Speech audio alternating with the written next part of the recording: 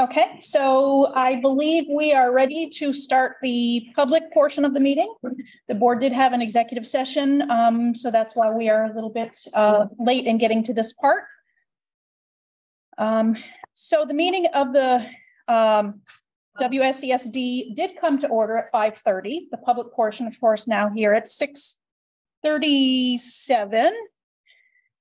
This meeting is a hybrid meeting, which means that some or all of the public body is meeting remotely and some are meeting physically in a previously noticed location where the public may attend to observe, listen, and participate contemporaneously. Please note that while we will strive to provide means for those attending remotely to participate in the public comment period, there may be technical difficulties or reasons that otherwise prevent or interrupt remote public participation.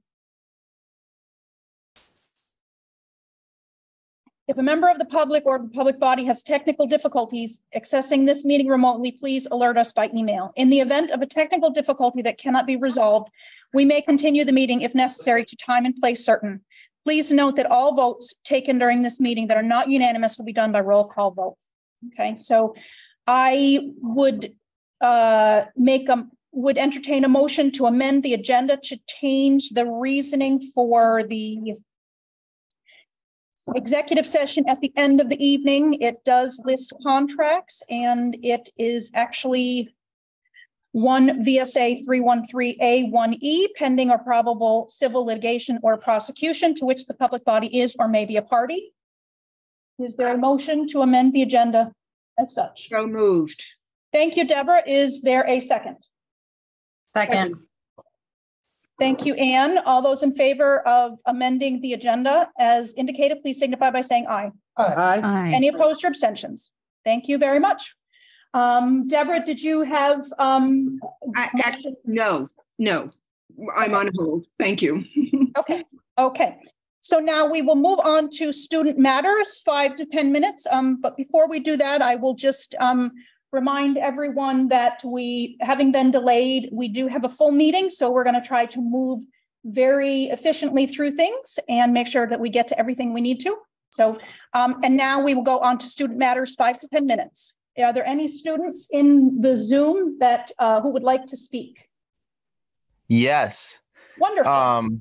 Hello, everyone. It's Ben here on Zoom land. I have a few different things to touch on tonight, 2 of which I hope to do under their agenda items. I just want to tell everybody that I would like to speak to the sexual abuse investigation update and the Panorama. I have some questions about the Panorama stuff for later. I want to make sure that I can do that later. But right now I do just want to give a little update from the Student Advisory Committee. We're working super hard, putting a lot of hours into refining and designing our professional development for BUHS faculty. That is happening on Monday, and we're super excited to do that. And yeah, we're working really hard on getting things done. So Student Advisory Committee is doing a great job, amazing group of people, and I'm proud to be working with them. Nice. Wonderful. Thank you. Great to hear, Ben. Any other students who would like to speak? Yeah. Okay. So I'm going to ask one more time, students who would like to speak. And we are moving on. Thank you very much. So is Pietro on? He is. Okay, so the next one is presentation on Robert's Rules meeting minutes. Pietro Lynn, the board's attorney, is here to speak for 15 minutes. He's going to do a presentation. We will not have any discussion in regards to this evening, but I would encourage due to timing, but I would encourage the board to send me questions or comments or whatnot so that we can have the discussion at the next meeting due to timing. Okay, thank you, Pietro. Yeah, good evening to everybody. The way that I thought I would do this tonight is just talk to you very briefly about meeting minutes. And then if there were some questions about the presentation, not about the way that you operate as a board, I'd be happy to talk about that. And if you wanted to broaden it to something else, I can do that too. So we've had conversations as a group around open meeting laws. And one of the points that I often make with boards is that while we give lots of thought to agendas, while we give lots of thought to how we operate meetings, oftentimes we don't pay very close attention to the minutes, and that's a shame. The reason the minutes are so important is that they are the only official reflection of A, what happened during the course of your meeting, and B, any actions that may have been taken by the board during the course of the meeting. So as a consequence, it is very important that those documents in a fulsome way reflect what actually happened. So what does the law require? The statute is really clear, clear as mud, that is, about what is required. It says that the minutes have to cover all topics and motions that arise at the meeting and give a true indication of the business of the meeting. Well, that's incredibly broad and it's not super helpful. What is a bit more helpful is that there are some specific areas that are required no matter what. And these are not limited. This is up to and including, right? So we have to have these, but they're the things that are required by the statute be in all of your meetings if they have in your minutes, if they happen in your meeting. Well, we need to know who is there. All board members present in the minutes. We need to know anybody who participated in the meeting. And there's no definition given in the open meeting laws as to what constitutes participation. But I would suggest to you, anybody who talks, and that's really what participation mostly means at a meeting, or communicates at a meeting, right? Because some of us communicate in other ways. People who communicate at meetings ought to be identified, and some description ought to be given as to the nature and substance of the communication that was made.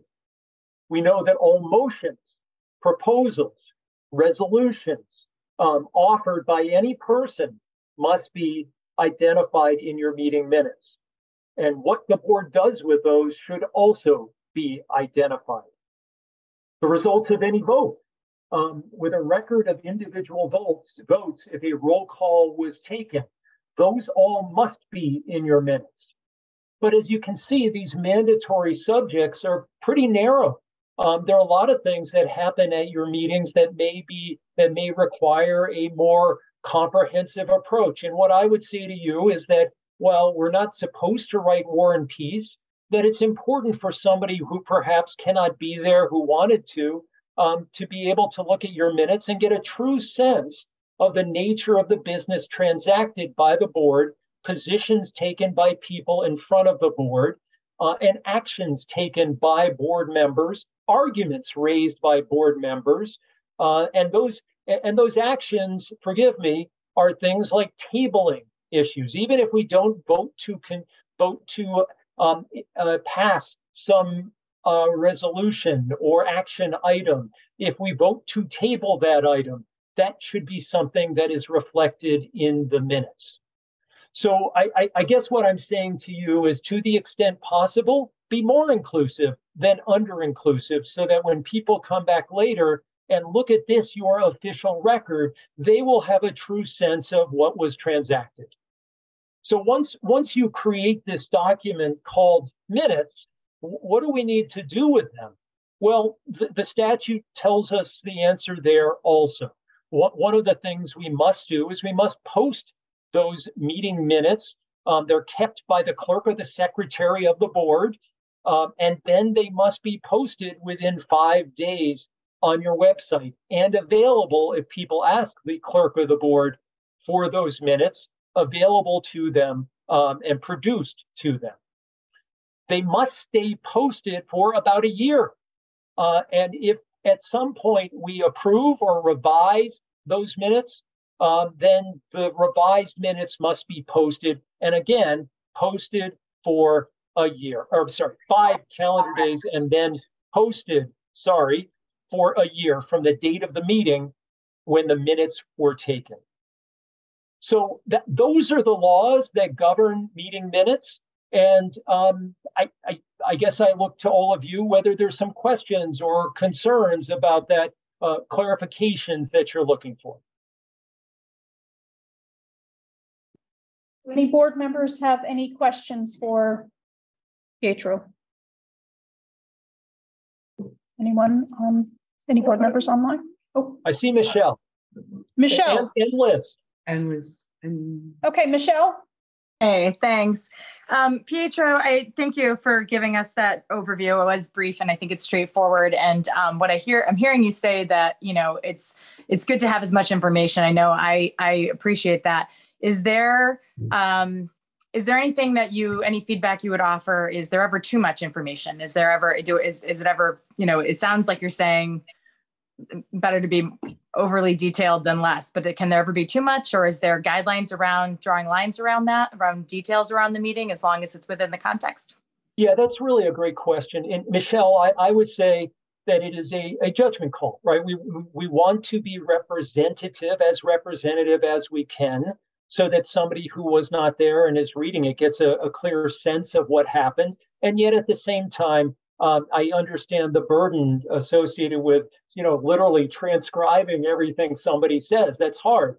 But we will need some very specific things. And so, for example, if somebody makes a motion, we need the precise language of the motion included in the minutes. If, for example, we adjourn, we need to know when the meeting adjourned. We need to know points of order if those were raised during the evening.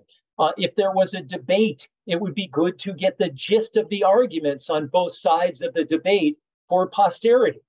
These are hard, in some ways, these are hard decisions to make. But I would suggest to you that a skilled note taker can probably distill without editorializing that kind of information and provide it in the most, I would call it, neutral manner possible. Liz. Yeah, Michelle's question answered some of mine. I was wondering if you had looked at our minutes, because they're pretty inclusive, and we have a note taker who, in my judgment, does a great job. Have you had a chance to look at ours? I was not asked to, and I actually, Liz, purposefully chose not to, because I didn't want to say either, oh, they're terrible or they're great, or, I didn't think that was an appropriate comment for public session. What I would say is that, look, I mean, Liz, I know you a little bit, and if you read your minutes and you go, wow, this is a pretty accurate representation of what happened, and all the mandatory items are included, then we should all feel pretty comfortable that the minutes are being kept in a way that is consistent with the law. And you've heard me say this before. There is no open meeting law police. There's no penalty really if our minutes aren't perfect. But I think that it's aspirational. We should always be looking to create documents that are as transparent as possible so that the public understands, agendas are the preview of coming attractions so that people know with specificity what we're going to be doing. And minutes are the recap of how it all went. And I think that as long as we put our best work into both the agenda, the preview, and then the explanation of what happened, the minutes, then we'll probably be fine. Okay, because that's what we've been doing, and we hired a note taker for that purpose, so that our clerk could participate in meetings. Thanks, Pietro. Sean? Yeah, I was just wondering what the extent of the identification of the speakers can be in a minute-taking situation. Well, yeah, that's also a very, very good question.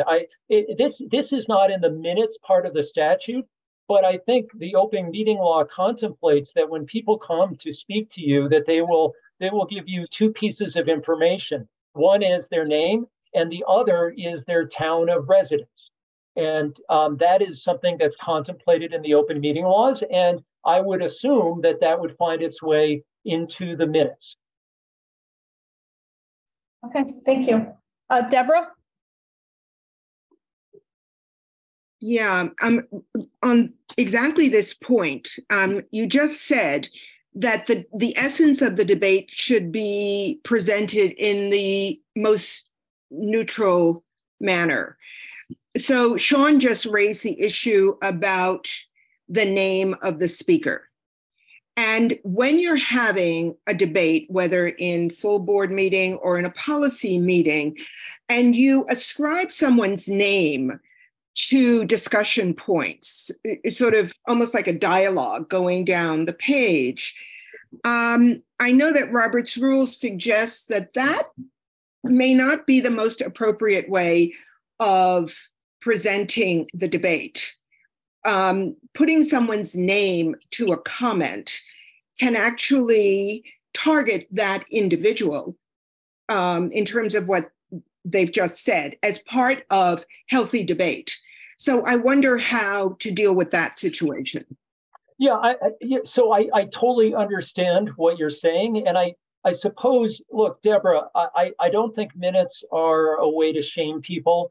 Minutes are not a way to out people. But on the other hand, minutes are about transparency. And if somebody in a public meeting is willing to take a position in a very, because it's a very public way to do it, then a reflection of their position, whatever that is appropriately put in the minutes. It doesn't mean that we're going to spend 6 paragraphs talking about what one person said, and when someone else spoke an equal amount of time, we'll only give them two sentences. We try to be balanced around, attributing the right amount of substance to each person. I guess what I'm saying to you, Deborah, is that these should not be judgmental reflections. What this ought to be is a very factual reporting of what was said.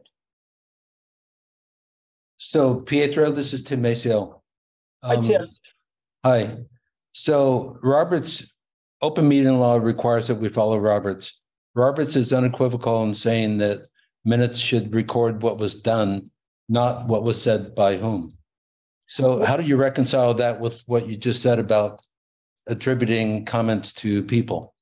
Yeah, so look, 2 things. One is the open meeting laws are all about transparency, right? What happened, what is happening, all of these things need to be open to the scrutiny of the public. In the context of an open meeting, there are lots of places where the open meeting laws don't apply, and we've talked about what those are, Tim. Then I look at the statute, not Robert's Rules of Order. I look at the statutes, and what the statutes say to me is that what we need to do is make sure that all the topics covered, motions, and a true indication of the business of the meeting is reflected in those documents. And my personal prejudice, my bias, is that more information for the public, greater transparency is a positive when it comes to either agendas, the meeting itself, or the minutes of the meeting. But one thing that you haven't mentioned, Pietro, yes, is that our meetings are recorded by BCTV. You can't have more transparency than having a video recording of the whole meeting. I understand that, Tim, but what I would say to you is the official record of what you do is not the television recording. The official record of what you do are your minutes. The minutes, incidentally, that you approve for accuracy. And Tim, going back to the statute, I mean, I'm not arguing with you, right? Like some of this is philosophical. But the statute is pretty clear. We gotta identify all active participants. We got to talk about the board members who are present. We have to talk about proposals, resolution, what was done by the board, results of votes, and something that gives us a true indication of what happened. I would suggest to you that arguments raised are probably an indication of what happened. Again, there aren't any Supreme Court cases on minutes. Nobody's been taken to jail for bad minutes. But my bias is always toward greater transparency and more inclusiveness in minutes rather than less. And again, not to embarrass anybody. That's not the point. The point is so that if I wasn't there and I don't want to go look at the video, I can look at the official record of the meeting, the minutes, and get a sense of what happened. And that official record is submitted by the clerk to the board. Correct. Any other board members who have questions for Pietro before we bid him good evening? I think Mindy's had her hand up for a long time. Mindy? Hi, thank you. My question is a little bit about the amending of agendas and relates to the minutes from January 26th. So I noticed at the beginning of the meeting, Kelly amended the agenda to change the purpose of the executive session that's scheduled at the end of this meeting. And on January 30th, the same thing happened, where at the beginning of the meeting, the agenda was amended to add an executive session about the dismissal or discipline action. I'm quoting it incorrectly, but the disciplinary or dismissal action against an employee. But it's clear that at the beginning, at the end of the minutes from January 26th, there's a reference to that upcoming executive session on the 30th. So it seems to me that that executive session could have been warned. There were at least 4 days notice if they knew at the end of the meeting on January 26th that they were going to re-adjourn for another executive session for the same purpose on the 30th. I don't understand why there was a delay and why they waited to amend the agenda at the beginning of the meeting on the 30th. And it makes me feel concerned that these executive sessions are not being properly warned. Is that a concern?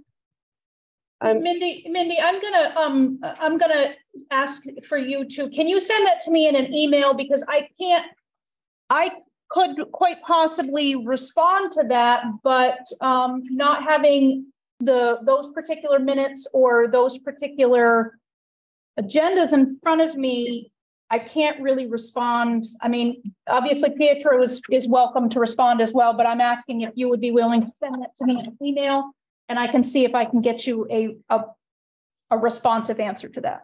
Sure, thank you. The end of the minutes from the 26th say adjourn until next ES on 1:30 at 6 o'clock.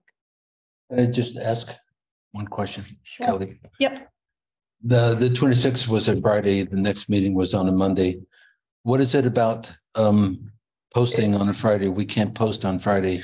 It was a Thursday. It was a Wednesday or a Thursday. Well, yeah, it wasn't a Friday. It was late at night on Thursday. And I would probably, I anticipate that this would be part of my response. I do know that at least one town, there is an issue with posting things. So the town of Guilford, the town office is not open on Fridays. I'm not sure if that's the same for Putney or not. It is the same. It is the same for Putney. So that's why I rushed to get my agenda information to the supervisory union office on Thursdays as early as possible. I'm sure I should be doing earlier than that, but because they need to get it posted by Thursday in order to have it for the following week. So if those two town offices were open on Friday, it may not be an issue, but it is that's what their towns need for them or require or allow or whatnot. So I'm not sure if that answers that question. I guess then my question would be, it happened again tonight. So it seems like that executive session isn't properly warned if you're completely changing the purpose of the executive session at the beginning of the meeting. Anybody who might have had a concern about that executive session hasn't been warned and maybe didn't attend. Well, I can tell you that it's going to be there. Anyone who needs to know about that executive session at the end of the meeting and the change will be here at the meeting. So that is not an issue. I'm not sure what but again, if you can, this was only warned for 15 minutes. I think we've gone beyond that. So again, I would ask you, please send me an email if you would like a further response. Please send me an email with those details so I can try and track down a further answer for you. Pietro, did you have any further response for Mindy? Yeah, so I don't think it's appropriate for me to comment on the board specifics in open session. I'm always glad to give legal advice to the board about how to operate consistent with the open meeting laws. Mindy, that includes, any questions that you want to bring to me through Kelly. Glad to do it. I just, again, I'm reluctant to give legal advice on the actual operations of the board in open session that waives attorney-client privilege. Okay, Jody, do you have a 1 minute comment or question?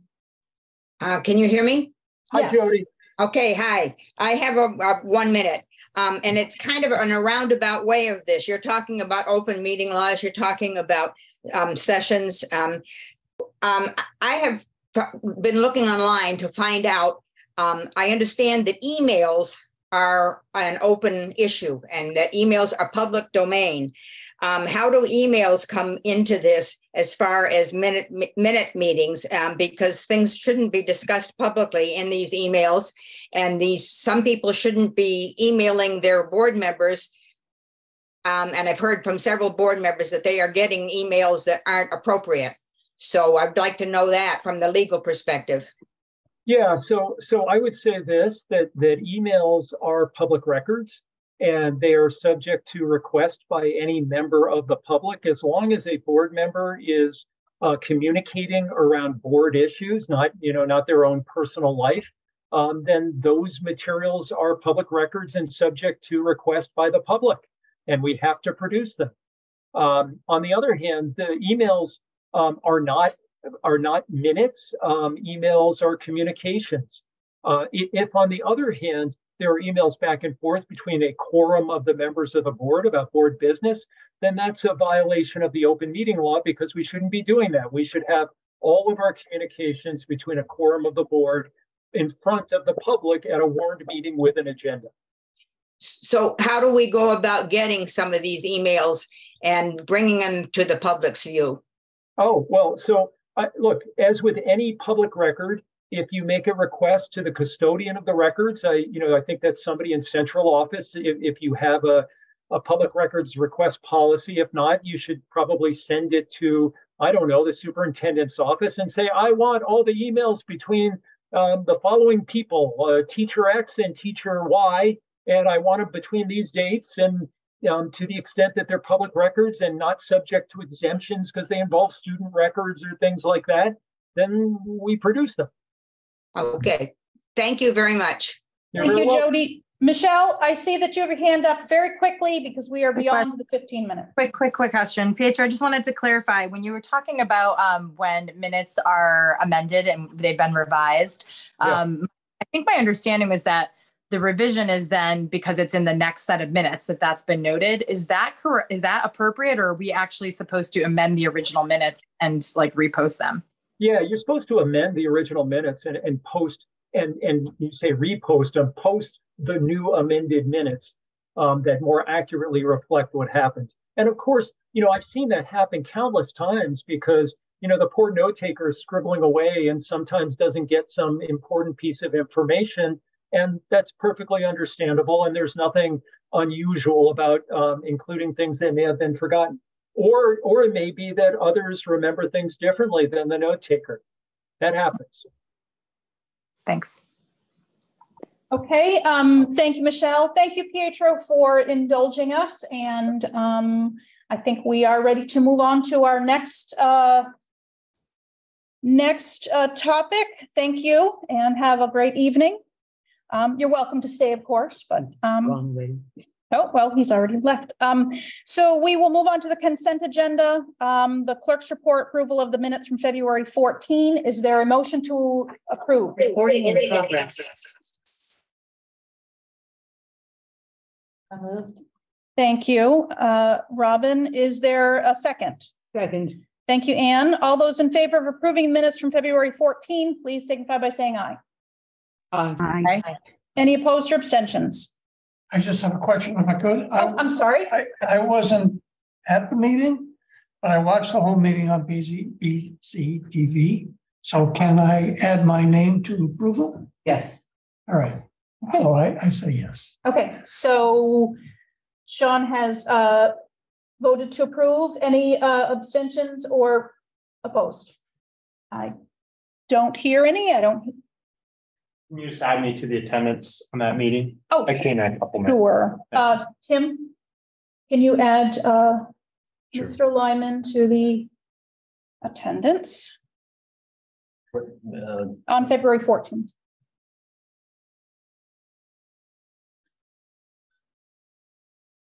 Okay. All those in favor of adding Keith Lyman to the attendance of the February 14th minutes, please signify by saying aye. Aye. Any opposed or abstentions? Okay. Moving on to the public comment, non-agenda items, 10 minutes. Anyone making a comment? Wendy has her hand up. Wendy. Yeah, thank you so much, Madam Chair. I just as a, I guess, an unofficial point of order, did you all approve the minutes with the amendment or as presented? With the amendment.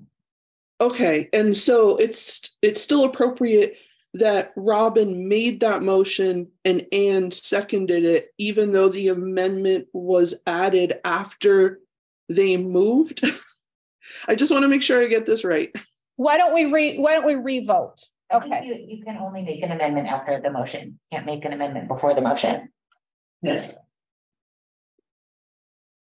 Okay. So are we good? Now, all those in favor of approving the minutes as amended, please signify by saying. We voted early before the amendment. Okay, so all those in favor of approving the amendment, please signify by saying aye. Aye. Minutes. Yeah, we got to vote on approving the minutes as amended. All those in favor. Motion as amended. Okay, all those in favor of approving the minutes as amended, please signify by saying aye. Aye. Any opposed or abstentions? Okay, here I am again. Sorry, Madam Chair. The motion to approve the minutes as amended, who made and seconded that? We'll do it again. Robin? Okay. You want to make that motion? Do you want to make a motion to amend your minutes to include Mr. Lyman? Okay, Anne, would you like to second it? Okay, thank you. Thank you, Wendy, for keeping us on track. Sure, thank you for indulging me. All those in favor of approving the minutes as amended, please signify by saying aye. Aye. Any opposed or abstentions? Okay, thank you. We are now moving past the clerk's report to public comment on non-agenda items, 10 minutes. Anyone making a comment can expect a response that falls into one of the following categories: receive an acknowledgement of the comment with no further action planned, receive an immediate response by the board chair or administration. Administration would be directed to contact and respond to the person. Clarification sought from the administration for a specified meeting. The topic would be added to a specified future board agenda. The matter would be referred to an executive session, or a public hearing would be held on the matter. Is there anyone who would like to make comment during the public comment on non-agenda items?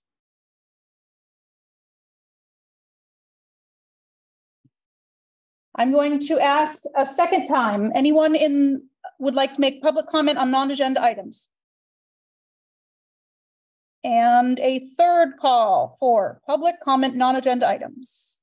Okay, thank you very much. We are now moving on. Unfinished business, sexual abuse investigation update. I am still waiting for a response in regards to Attorney Goddard, whether she needs further support. Mark, did you have anything else? No. Okay. Mindy. Well, my first concern was I thought Ben had something that he wanted to say. Oh, thank you very much. You are correct. Thank you for, and did you have something else, Mindy, or can we go right to Ben? Possibly. I'm not sure yet. Thanks. So should we go to Ben and come back to you? Oh, yes, to Ben first, please. Okay. Ben, did you want to make a comment? Yes, thank you. I had a few questions in talking to some students about the status of the update. I'm just going to ask my questions first and deal with the responses after. I have a few of them. The first is, where is the investigation at? And do we know where it's going and what the continuing goal of the investigation is? Along with, is there progress that can be shared and what are the next steps of the process? So those are my questions. There are many, but those are some of the concerns from students, and I definitely wanted to convey those in the open meeting. Ben, would you mind sending all, I mean, those are really good questions, and I think it's a good, they are worded in a good way in order to help us focus where this is going in the future. And if you would not mind forwarding me that wording as much as you can, and I will try to have an update for you at the next meeting, which is on March 21st, I believe. 14th. All right, will do. Thank you. 14th. And Mindy. Okay. I'm very concerned about the ongoing lack of information, even data. And I have a brief thing I'd like to read. It just takes a couple of minutes. This is the information that I have, just based on people who have come to me. Over the past year and a half since I published my article, I've heard from more people who were affected by Zeke Hecker's behavior, but also from people who say they were subjected to sexual misconduct by 7 other educators in the district. For almost all of the educators that were named to me, more than one person has come forward, and most of them did not know about each other. The accounts span decades. The accounts are in addition to the high-profile cases of Eric Achenbach, Robert Dykes, and David Runyon. They were all apprehended and charged while teaching at the schools between 2008 and 2011. The only one of those who was reported by an employee was Dykes. And David Runyon, who was a BUHS student in the late 1970s, lured kids online in 2008 using the handle The Purple and the White. During his court case, Zeke and Linda Hecker submitted a character reference on his behalf. This is not ancient history. That's one thing I've heard a lot, of course, and they weren't just different times. I wanted to cite that in July 1979, the Brattleboro Reformer ran a syndicated article titled "Sexual Abuse of Students by Teachers Outlined," which raised alarms about high school girls being harassed and abused by their educators and coaches. And beginning in the early 1980s, Prevent Child Abuse Vermont and the Women's Crisis Center launched endless educational campaigns about sexual abuse of children and teens in local newspapers and schools. One 2-part session in 1983 was attended by more than 100 people, including all the WSESD principals. So there was awareness of this as a problem, and it wasn't accepted behavior. When I asked the district for disclosure, I'm not asking them to reveal survivors or to tell abuse stories that survivors do not want retold. I am asking them to explain the nature and the scope of what has happened in their schools and to release the names of educators who have been credibly accused. This kind of disclosure could help survivors gain context for what was done to them and may help protect kids now.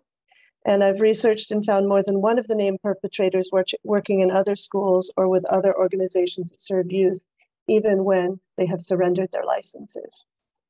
I do believe the district is trying to establish new norms, but relying on the kids to report their own abuse after it has occurred is not enough. And identifying trusted adults is a questionable tactic, given that perpetrators are so adept at ingratiating themselves to their victims. For example, I believed Zeke Hecker cared more about me than other teachers did because of the extra attention he gave to me. So not a single person came to me with their story and told me they wanted the secrecy to continue. The secrecy only protects the institution and the perpetrators. It doesn't protect students or survivors. And I'm just hoping that all stakeholders, as this election is coming up and we may have new board members, I'm hoping that all stakeholders will join me in calling for real disclosure and accountability. And hopefully this will change this pattern. Thank you. Well, Mindy, I hope that anyone you have spoken to has felt confident enough in speaking to Amy Goddard. She is really the conduit through which we are educated on who and what, and it helps us to move forward in what steps need to happen. If they're a current administration, that certainly is a concern. And we don't know about it if we don't hear from either students or parents or community members or other administration who may know of something. We have to learn about it. So it doesn't, I don't, it's an unfair burden. Truly, it's an unfair burden to put on someone to have to report something that they may have been victimized and may have caused them trauma. But in order for us to know about these things, we have to have some sort of a report by someone.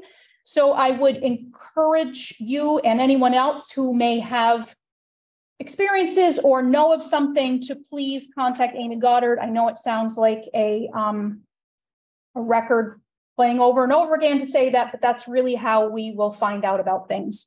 And I did, as you heard, must have heard that I asked Ben to send me that email with his questions, and I will follow up and would anticipate having some sort of a response for the next board meeting in response to his questions. If you have further questions that you don't think that Ben asked, or you would like to reframe them, feel free to ask, send me an email, and I will include those in my inquiry. Mark, did you have any other? No, well said. Okay. Thank you very much, Mindy, for your continued presence and questioning. Thank you. Ben? Yeah, I just have a quick question for our administration, and it could be just because of my own lack of knowledge, but is there a way for students to anonymously report wrongdoings by staff of the school district? I mean, through Goddard, I mean, that information is public. I've shared it with people. It doesn't need to be shared with the victim coming forward. It can be someone else. But my understanding is if they report, it will be anonymous. And it's important that it is, in my opinion, so people feel safe doing so. I think my understanding is there are two levels of anonymity. I'm not going to say the word correctly, anonymity. And one is anonymous from the public, and the other is anonymous from Attorney Goddard. I believe you can call and you can anonymously report to her and not give her your name if you don't feel comfortable, or you could give her your name and not let it be known to the public.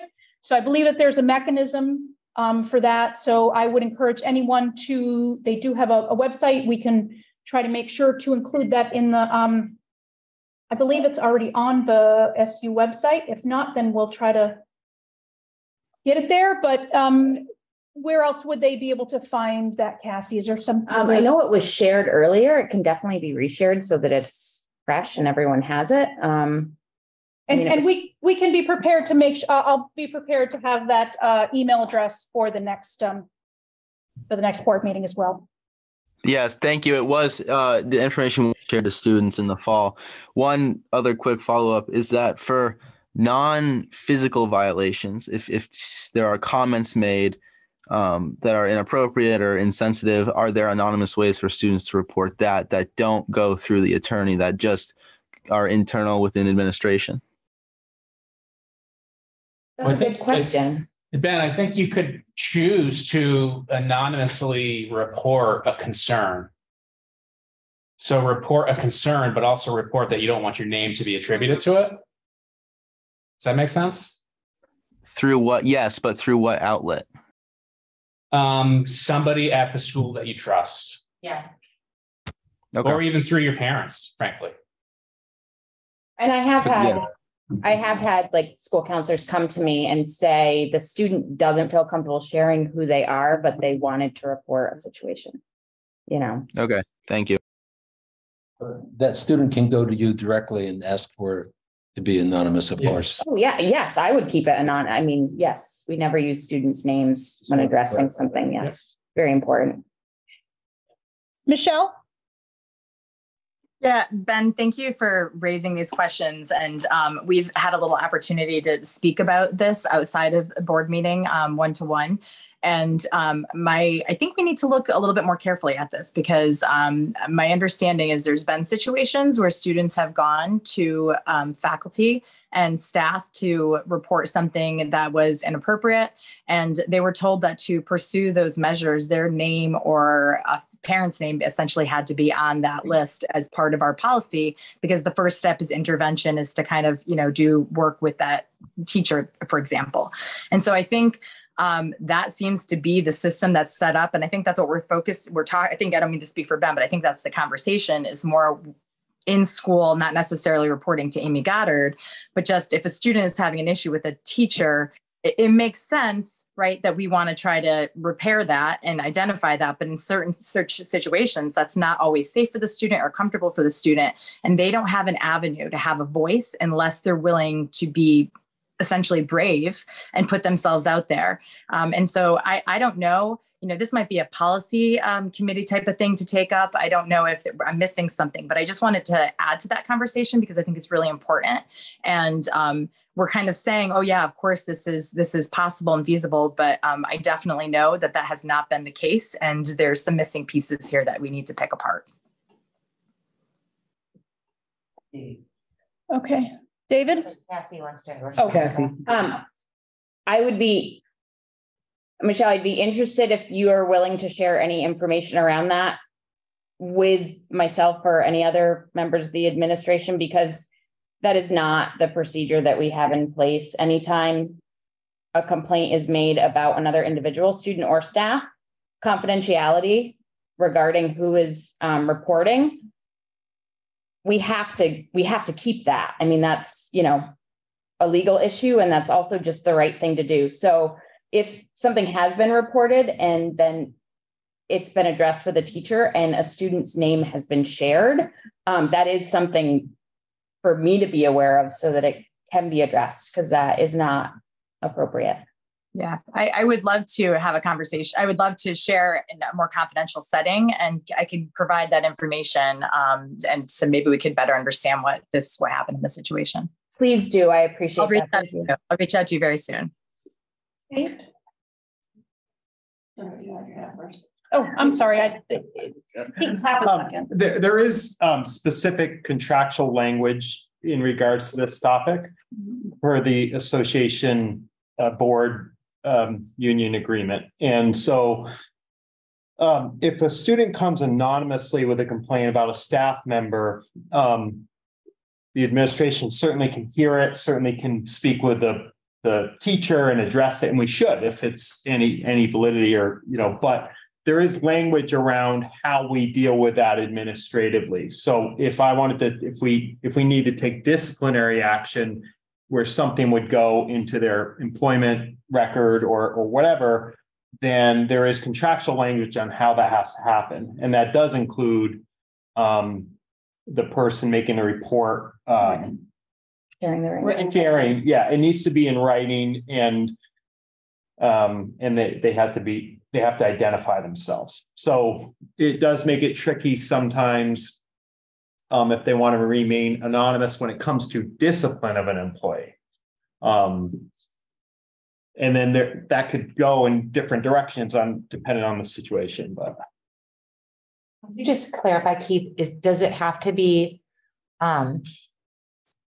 when you said that the reporting student's identity has to be shared, does it have to be shared with the administrator or with the teacher that the complaint is against? It has either the parent can sign on behalf of the student, but the language in the contract basically says it needs to be signed by the family and then immediately given to the employee so they know exactly what the complaint is and who made the complaint. Okay. So. Did you? Yeah, so I guess it depends also too on the nature of what the comments are or the accusations are, right? Yeah. There's different levels to approach that. Coming from my role as the Title IX coordinator in our work with hazing, harassment, and bullying, if there's a comment made by an adult that's potentially harassment or bullying, adults really can't, per the law, bully students. But if it's a harassing comment, right, we are obligated to take action So like if a parent were to say that even another student is harassing my child, here are the things that have happened, we have to, by law, start an investigation and look into that. There are ways to, support students around protection from retaliation, whether it be a staff member or another student. But I just want that to be put out there as well. And I'll just add to piggyback on that. I think it's important, obviously, the type of complaint, but I do share with students, for example, a student brings a written complaint about a grading policy to me. I do share with that student that I do need to share it with the staff member. So it's not coming from, and the why behind that.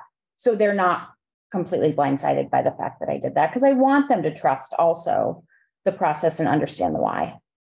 And I believe, maybe you can correct me if I'm wrong, but I also believe that counselors hold a different level of confidentiality than we do as administrators. So I think that would be the first place students should go.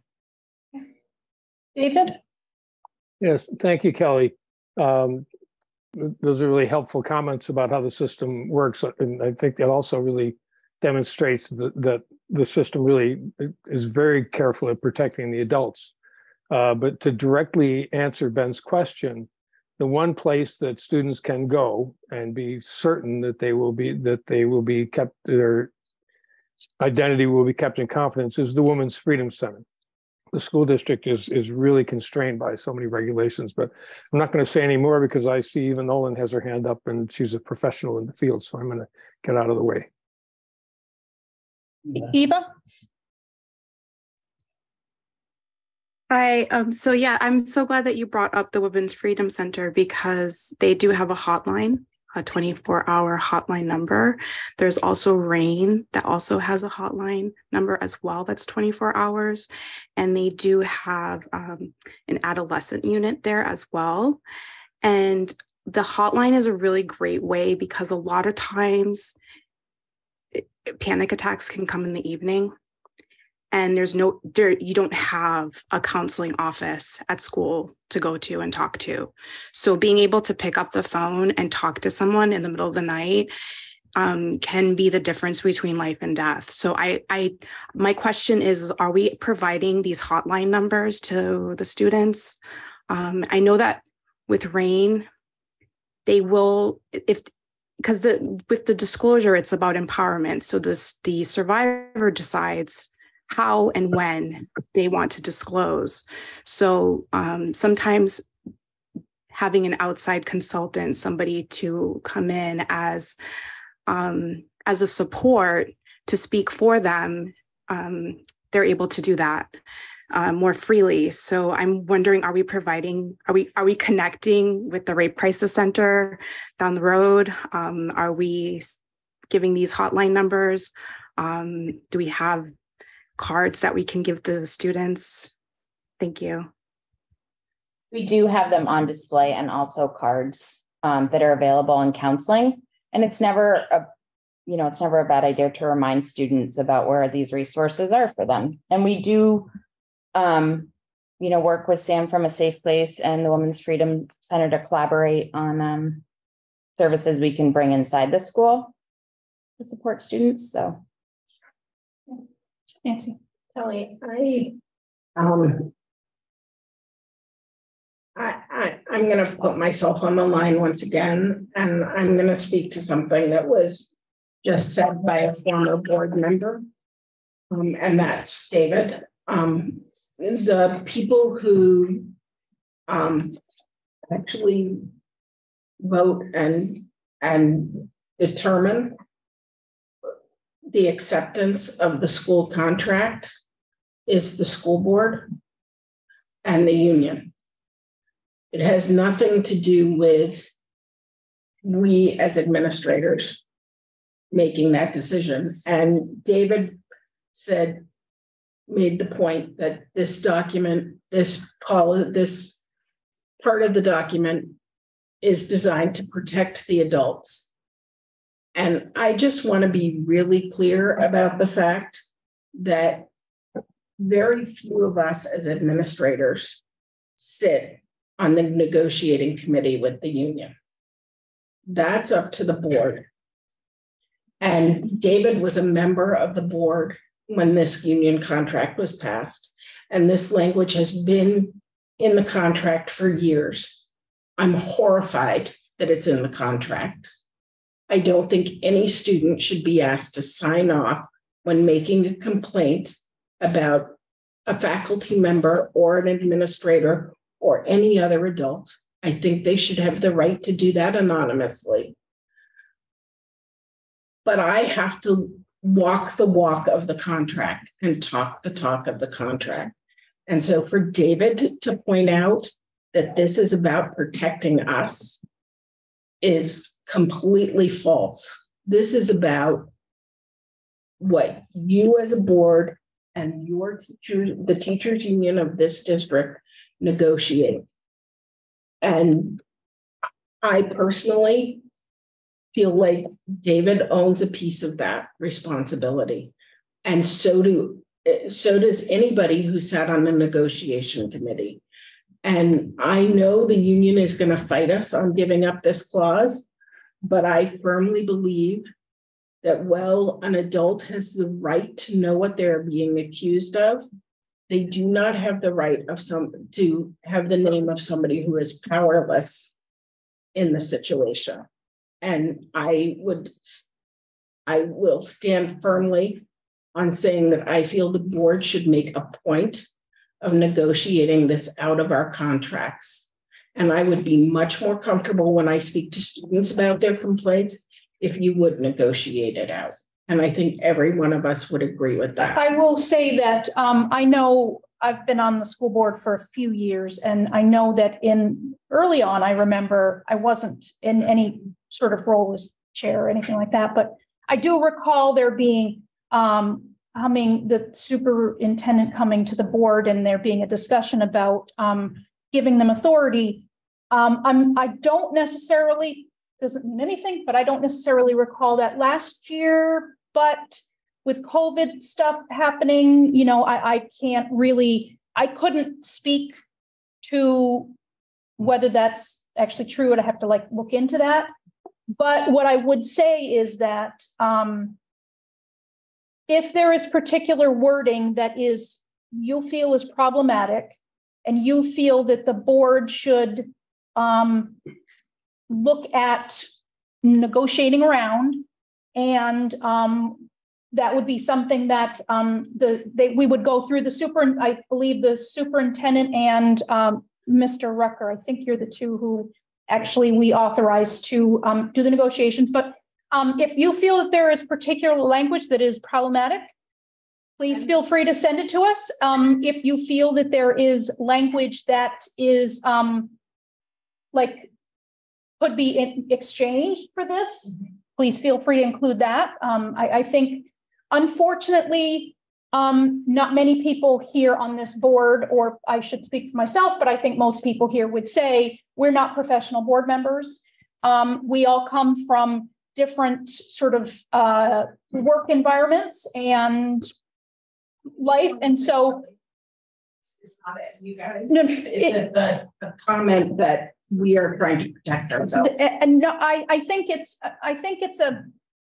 sometimes you have to have a little poke to kind of come to what is an issue and try to resolve it. So I think what you feel however you do about the comment that was made, but I think I'm going to take that as how can we use that information and your response, and how can we move forward with that? So that's really, I think, the focus that I would like to not to take away from your feeling, but I would like to focus on that, use that as a conduit to move forward, and what can we make of this? So again, please send us, whatever in the contract you feel. You would have more understanding of what is actually in the contract than some of the other board members might have it, memorized. I certainly don't. I'm sorry, but So just to end on a high note here, there's been tremendous collaboration between the board and administration over the past 2 years through some very, rough patches and dealing with some very, difficult topics. So, we've done multiple presentations together around how we've created awareness, how we've approached students, how we've had difficult conversations. So I'd like to leave it at that for tonight, because we should be proud of the work that we've done so far. It doesn't mean it's perfect. It doesn't mean we're done with it. There's much more to do. But let's not kind of go down another rabbit hole. I don't mean to go. I just, I encourage anyone, if you have any, and I guess that's my only point, is that if there's something that you or other feel is problematic, it's better to communicate that and share that. And you may not get what you would like, because we all live in reality. And the superintendent and the business administrator, when they go to do the negotiations, they live in reality too. So but it's better for you to share what it is that you feel is problematic, and we will see what we can do with that. Okay. So, great. All right. Anyone else before we move along? I have two hands up. Mindy first, and then Sherry. Okay, Mindy and Sherry, I'll give you each 1 minute. I have a question about the Women's Freedom Center. First, I want to say I love the Women's Freedom Center. They do great work, but we know that they are exempt from mandated reporting because of their work with adults. And so I think we've talked about this before. I'm concerned that by presenting them as a reporting outlet in the school, you're essentially offering adults who are exempt from what every other employee of the school is required to do, which is report. Mandated, they're mandated reporters. They have to report the abuse to DCF. So that's a very concerning loophole that's created by bringing in this wonderful organization that, by virtue of its work with adults, is exempt from that mandated reporting. So I'm wondering if the board or the school or the district has worked out any kind of arrangement with the Women's Crisis Center to make sure that any perpetrators in the school, or possible perpetrators or suspicions that they hear about, are being reported properly to DCF as any other adult in the school would have to report it. So Mindy, I know that Cassie would like to respond, but I'm going to respond in that I think we have done a lot of work in the last year and a half about, the administration has done a lot of presentations about the things that they're doing. There's been a lot of, we've tried to do a lot of outreach. The board has hired an investigator, an attorney to assist us with that. So we've done a lot does that make everything wash away, that all the things that have happened? Certainly not, but I feel like we are trying to do what we can. And, but we can encourage people to call Amy Goddard as many times as we can voice it. But in the event that there is a student who is hesitant to do that, Cassie can certainly respond to this, but I appreciate that there is a location that they can reach out to, and perhaps by reaching out to them, they will then feel confident enough, or maybe encouraged, to reach out to Amy Goddard, or reach out to someone else in the school who maybe their trusted adult. So I think that offering people resources is never a bad thing. If it may not necessarily end at that one location, it may help to propel them onto reporting or sharing it with someone else, whereas maybe they wouldn't have shared in the first place. So, but I will let Cassie respond if she would like to. Just again, students, when meeting with the Women's Freedom Center, are informed that they're not mandated reporters.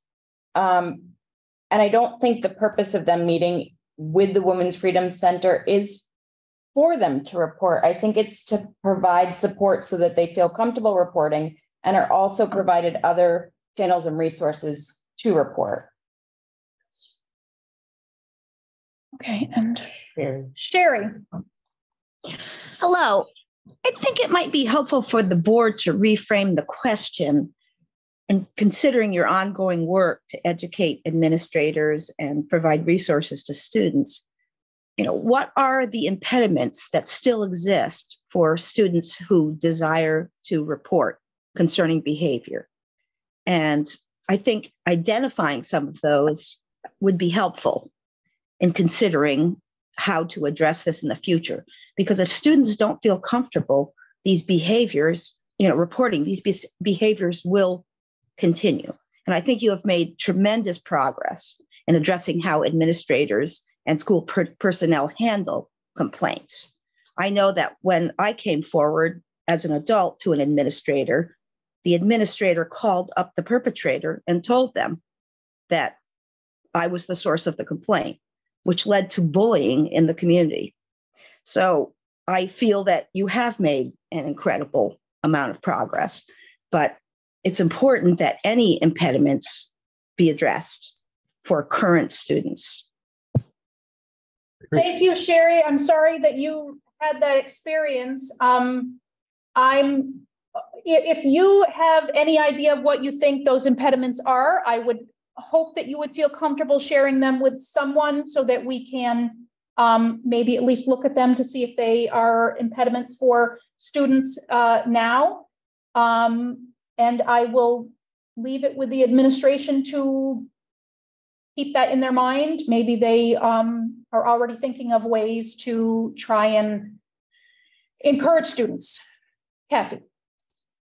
I just want to say we have some really incredible teachers, and I want to be sensitive to them because I don't want this to, I think it's important that people feel comfortable reporting and that we are acting and following through on giving that information to the necessary resources and conducting investigations and holding perpetrators accountable. But again, I just want to be sensitive to the really great teachers that may be listening to this, feeling like they may be under the microscope.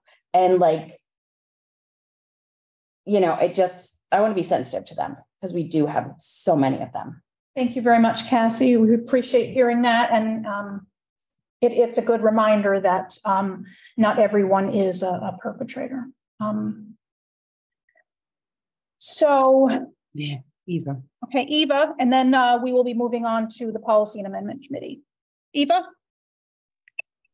Hi, so I've done a lot of work with rape crisis centers. I was a community educator. I also worked with hotlines as well with Boston Area Rape Crisis Center. And we are not mandated reporters.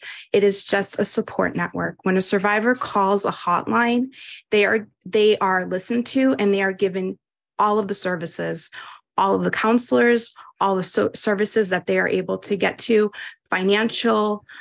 You're giving them all the information so they are empowered to make their own decisions. For instance, if a survivor calls and they had recently been sexually assaulted, you want to give them information on how to get a sexual assault kit done by a SANE nurse. So all the information is provided to them. In no way as a hotline will you be calling the school or lawyer or giving any confidential information. That is up to the survivor to do. So if anyone is listening to this, if you call, it is completely confidential and it's just another support network. It's another way for you to feel empowered, and you can call 24 hours. And the other thing that I think is fantastic for students is there's also a chat line. So you can just text.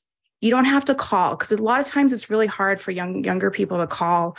They like to text. So you can text, and there's usually like an escape button in case somebody's like looking over your shoulder. You just click it and it just gets right out. It usually goes to like, some very vanilla screen, but you just click it and you can escape at any point and you can just chat. And I can tell you on my end, I have just seen young people, especially LGBTQ, just chatting and just saying, hey, I'm feeling overwhelmed. I just want somebody to talk to. It's just a support network. And in no way I feel, in no way if a child, if an adolescent if they are given this support network service, in no way will they feel like that somebody is going to tell on them or that the person is going to be obligated to be a mandated reporter, because that's just not the way the system, that's not the way the hotline is set up. So I just wanted to let that information be known. Thank you. Thank you. We are now moving on to the Policy and Amendment Committee. Policies to be presented to the SD Board. Deborah, are you prepared to do that? Yeah, there are 2 policies at this point in the agenda that are being presented for board readoption. And each will be a separate motion. But before I go through that, I would just like to state, in response to comments at the last board meeting regarding policies and whether they should be read in their entirety at a board meeting, that upon reflection is a bit unwieldy. We have policies that range from a full page to 22 pages and more. So we'd be here for quite a long time if they were read aloud. So in thinking about the procedure that we go through, and this is not unique to this board, of course, but the warnings that exist. Warnings have come up earlier in this meeting, but I'm speaking specifically about the 10-day warning period associated with each reading of a policy. And certainly before any policy is presented for adoption or readoption, there is a first reading. And that 10-day warning enables everyone to access the policy, read it, notate it, comment, question.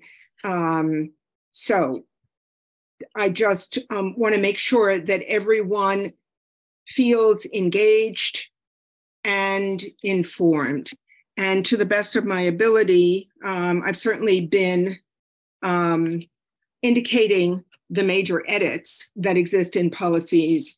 And I know we're already way overdue in terms of timing tonight. So the first policy for readoption is F10.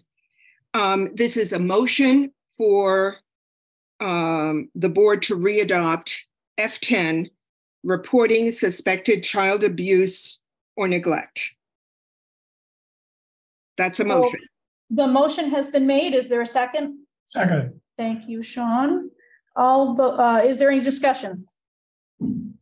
So I would like to just point something out. On the second page of F10, under implementation, in red, therefore indicating that it is a WSESD edit. It very specifically indicates the reporting sequence, and as well as if the superintendent is the person suspected of child abuse or neglect, the report will be made to DCF, as well as to chairs of both the SD and the SU. So that's the edit on the second page. We've gone through a 10-day warning period with no comment or objection. Any other comments or questions about F10? Okay. So then I guess we will vote. All those in favor of approving F10, reporting suspected child abuse or neglect, please signify by saying aye. Aye. Aye. Any opposed or abstentions? Okay. Moving on, there is a second policy for readoption, and that is F35, school animal policy. So once again, I move that F35 be readopted by this committee. Second. Thank you, Deborah. Thank you, Liz. Is there any discussion? I thought there was an edit made to that There policy. is. Robin, I'm going there right now. Oh, okay. I am going there right now. Edit. In talking with the central office, via email today. The edit is minimal. So here's the edit. It's on page 2 at the very top of the page. And it's essentially a deletion of comment involving insects and spiders. So insects and spiders have been taken out. And it reads right now, this is under the topic non-service or non-therapy animals at school. And it is a very minor edit. Due to health concerns, safety concerns, and in order to avoid disruption of school activities, the school board discourages bringing animals on school property to school facilities, school transportation, and school functions, except when the animal has been permitted as a service animal, a service dog in training, therapy animal. So the edit is removing the specific mention of insects and spiders, where it originally read all animals, including insects and spiders, are prohibited from the school. So yeah. I'm wondering if we can pass this for readoption. Yeah, Deborah, I'm just wondering, I know that you said you're reluctant to read policies, but I think the first paragraph in that policy really sort of defines the reassessment of the policy. I agree with you, Sean, and I was simply trying to shorten my words out of consideration for this long meeting. However, the first policy of school animal policy and reads as follows. There exists a dynamic relationship between humans and other animals. It is the responsibility of the WSESD district to recognize this relationship in order to ensure the health and well-being of both. The purpose of this policy is to promote safety for faculty, staff, and students by clarifying what animals may be brought onto school property and by providing guidance when approved animals are brought onto school property. Instruction that promotes the humane treatment, care, and respect of animals teaches students a sense of responsibility and promotes a healthy relationship with living creatures and the environment. And then the policy continues from there.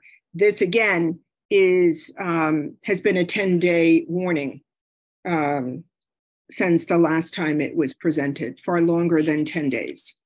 Deborah, can I ask you, when was the edit on the spiders and the insects done? It was done yesterday afternoon. Okay, so I'm being told that we do need to wait the 10 days. So be it. That's what I originally thought. But in discussing it with the central office, we thought maybe because the edit was so minor and we have been sitting on this policy for so long. However, so I withdraw my motion. And we have Ruby's hand up. Okay, Ruby. Ruby McAdoo from Putney. I'm wondering if, when I read the edit that you outlined, I see the insects and the spiders, but the bigger change that I see is not, to me, feels not small, and it's this shift from prohibition to the board discouraging. Okay. I'm wondering if you could speak to why that particular language was changed. So what I'd like to do, since this is going to, this is definitely because of the concern that's been expressed, this will definitely go to a third reading, which means I will present this later on under new business on this same agenda. So in the interest of time this evening, can we truncate this conversation and move this to a third reading? And Ruby, if you would, could you send me your concern via email? Sure. Okay, thank you. So does that meet with board approval that I withdraw this motion at this time? Is that sufficient to move it to the, okay. Yes, I believe so. There's another hand, Martha Carroll. Hi, thank you. Yeah, I apologies if I missed the piece of the agenda where this was addressed. I was led to believe that the board would be making a comment regarding the conclusion of the hearing regarding Principal Perrin this evening. And I'm quite surprised to hear that that's not being discussed, nor that there is any update given regarding the status of the sexual abuse investigation, because it's not the fact that the board is not addressing those things clearly shows that you're putting concern for your liability above the well-being of survivors. And I think that they are owed an answer and some more public information. Well, I'm sorry that that's how you feel. All I can say is I have asked Ben Berg, one of the student representatives, to send me the wording of the questions he had, and I will be prepared to answer the questions that he has. I would encourage you, if you have specific questions, to send them to anyone in the administration, the superintendent, anyone on the board. We will try to answer them, whether it's by email or at one of the board meetings. And I will just say that the board meeting is not over yet, so you may want to remain in the board meeting, and we will see where everything goes. So anything else on the policy and amendment committee? So no, there will be two policies under new business later on in this same meeting. So I presume that I have successfully withdrawn F35, my emotion at this point. I do believe so. Thank you. So we will move on to the administrative report. We have a panorama presentation, but before that, I will announce as part of the administrative report that pursuant to a hearing pursuant to 16 VSA section 243D, the board has affirmed the decision to dismiss Mr. Perrin as BUHS principal. So now we will move on to the panorama presentation. Okay, thank you, Kelly. So we have, just letting these guys know. I'm here, Mark. Oh, you are? Okay, good. Chris Overtree and Paul Smith will be presenting an overview of our student climate work conducted this fall. Chris was introduced to us last year as a consultant by the board, and I would like to publicly thank you for that. It's been great working with Chris.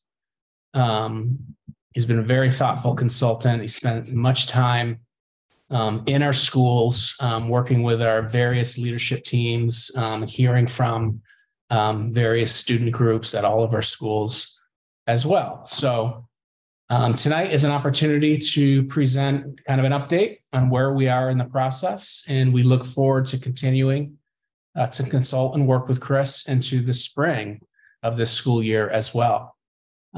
So that, given that information and that framework, I'd like to turn it over to Mr. Overtree and Mr. Smith, and also ask principals and directors to totally feel free to chime in throughout the presentation, as we have all been equally involved in this work. So I'll turn it over to Chris and Paul. So Chris, do you want me to start up with the slides, or you want to start talking first, or how would you like to go? No, you can go ahead and start with the slides. All right. That is to say, I'll put them up. You can talk. You speak to them. I'll put them up. Sure. Okay.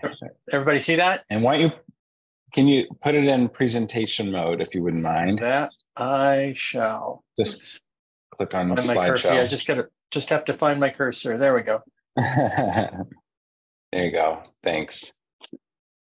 Okay. First of all, it's a privilege to be here, and it has truly been a privilege to work with this district. As you may know, I've worked with schools across the country, primarily in our region and a lot in Massachusetts. And it's a great pleasure to see what is really happening on the ground and to be able to walk through the halls of your schools and with the amazing people in this district. So it's been a great pleasure, and I'm appreciative of the opportunity. Go ahead to go to the next slide. What I would like to do is briefly, I'm going to try to talk fast to allow questions to inform the direction of any discussion that may come. The process for assessing school climate is based on using youth expertise and data. The data-driven process designed to empower students to improve climate and culture. What is exciting about this district is that a lot of the best practices that are done in school climate were already in process when I arrived. And so anytime you are looking to do a school climate assessment, the very first thing you want to do is make sure that the process of conducting the assessment also improves climate. And it probably makes sense to you that asking people what they think about their school, asking people what they think about their job, whatever it is, asking for this kind of direct feedback has the impact of beginning the process of empowerment. And your district has been doing that for years, and it's chosen a very kind of well-known and reliable tool, Panorama. Okay, next slide. I just want to make a comment. This is probably something that is obvious, but it bears repeating. School climate problems reflect those that we already see in our society and community. There are extreme circumstances where problems are generated by issues at the school or by the children at the school. And, you know, specifically, however, when you're looking at climate in the present day, in the classrooms where your children are studying today, you often see reflections of what is already happening in our society and communities.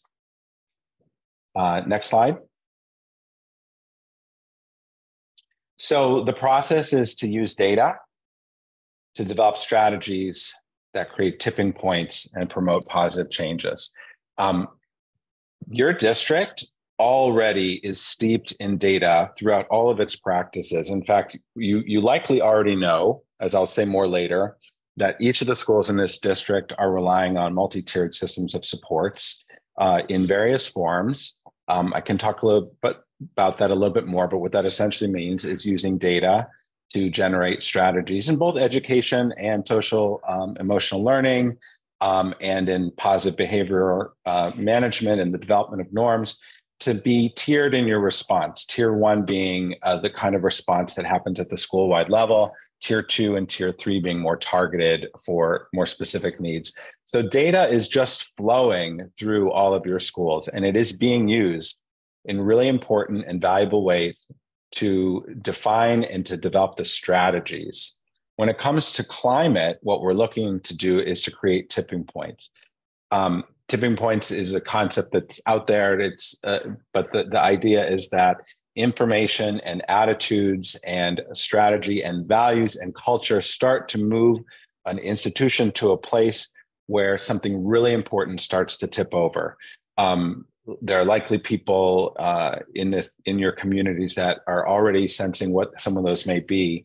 At the local level, the micro level, at the school level, what we're looking for is to see these tipping points. For example, a student leadership group coming into its own and really starting to be engaged in the programming of the school. That's an example of a really positive tipping point, which, by the way, I'm seeing in all of your schools.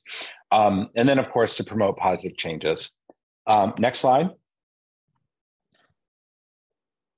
So just to clarify the terms, they're used somewhat interchangeably, but I like to try to be really practical and pragmatic. School climate is really the way students, teachers, staff, and parents feel about being at school. Sometimes people refer to school climate as, it's the air we breathe. You don't notice it until there's something that doesn't smell so good, for example. We are really looking subjectively and objectively at how students and staff feel at school each and every day. What drives that climate is the school culture, the shared ideas, assumptions, values, and beliefs that give a school its identity. And again, you can imagine that in both of these places, all sorts of intersecting identities and issues that are already present in our world around socioeconomic status, race, LGBT, equity, social justice, all of these things that are part of the broader discussion in our country also influence the cultures of our schools. Okay, next slide, Paul, thanks. So what we are trying to do when we're looking at a school climate assessment and also assessment, reform, improvement, all of these things, we're trying to respectfully and effectively shine a light on our cultural values, change them where appropriate, and positively impact school climate. It goes without saying that we do this respectfully, but I just want to emphasize that even in the meetings we have about school climate, even in our board meetings, even in our PTO meetings, we are generating the school climate. The ability to convey the mutual respect to each other as we all do this work is just so crucially important. School climate is a huge,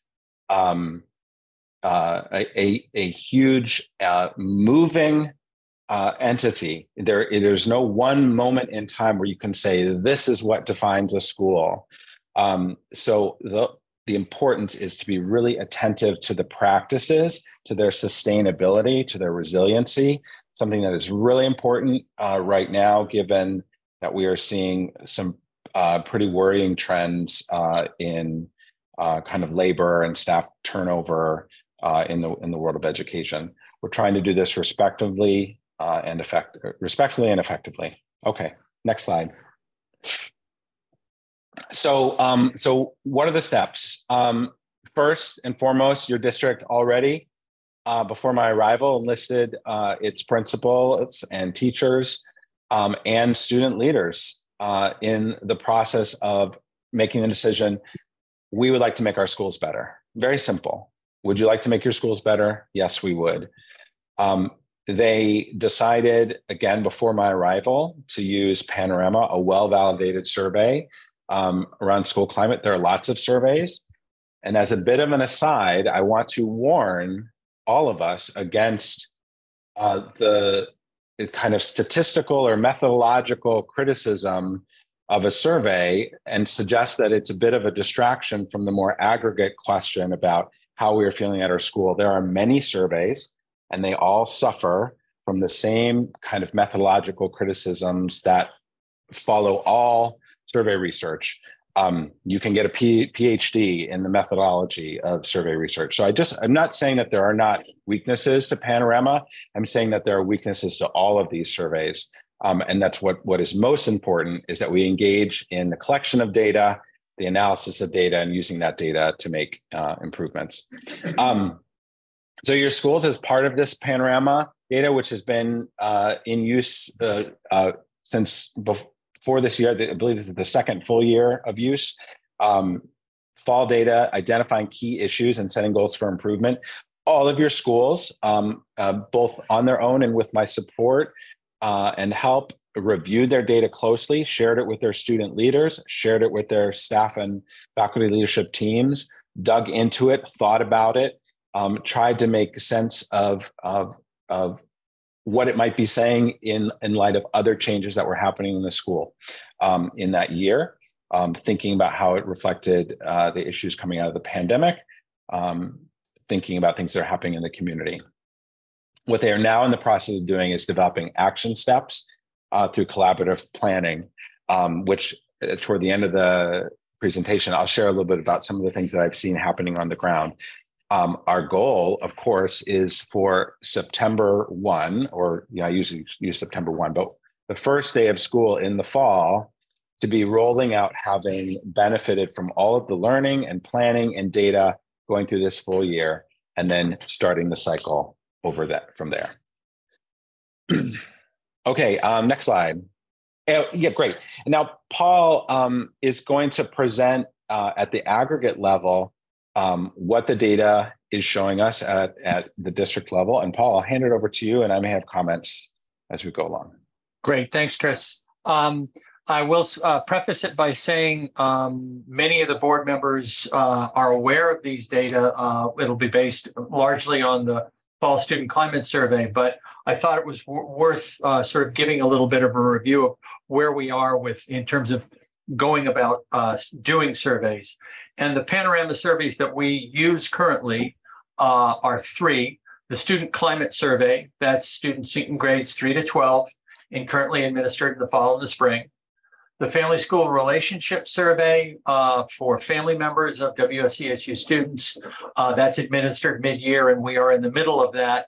We often tie it to the March conferences, and that survey will close up just after the March conferences, so parents have had a time, an opportunity if they're coming into school for conferences to actually sit down to a laptop and do the survey at that time. That's an anonymous survey that is sort of we get the general results, don't get individual results at all.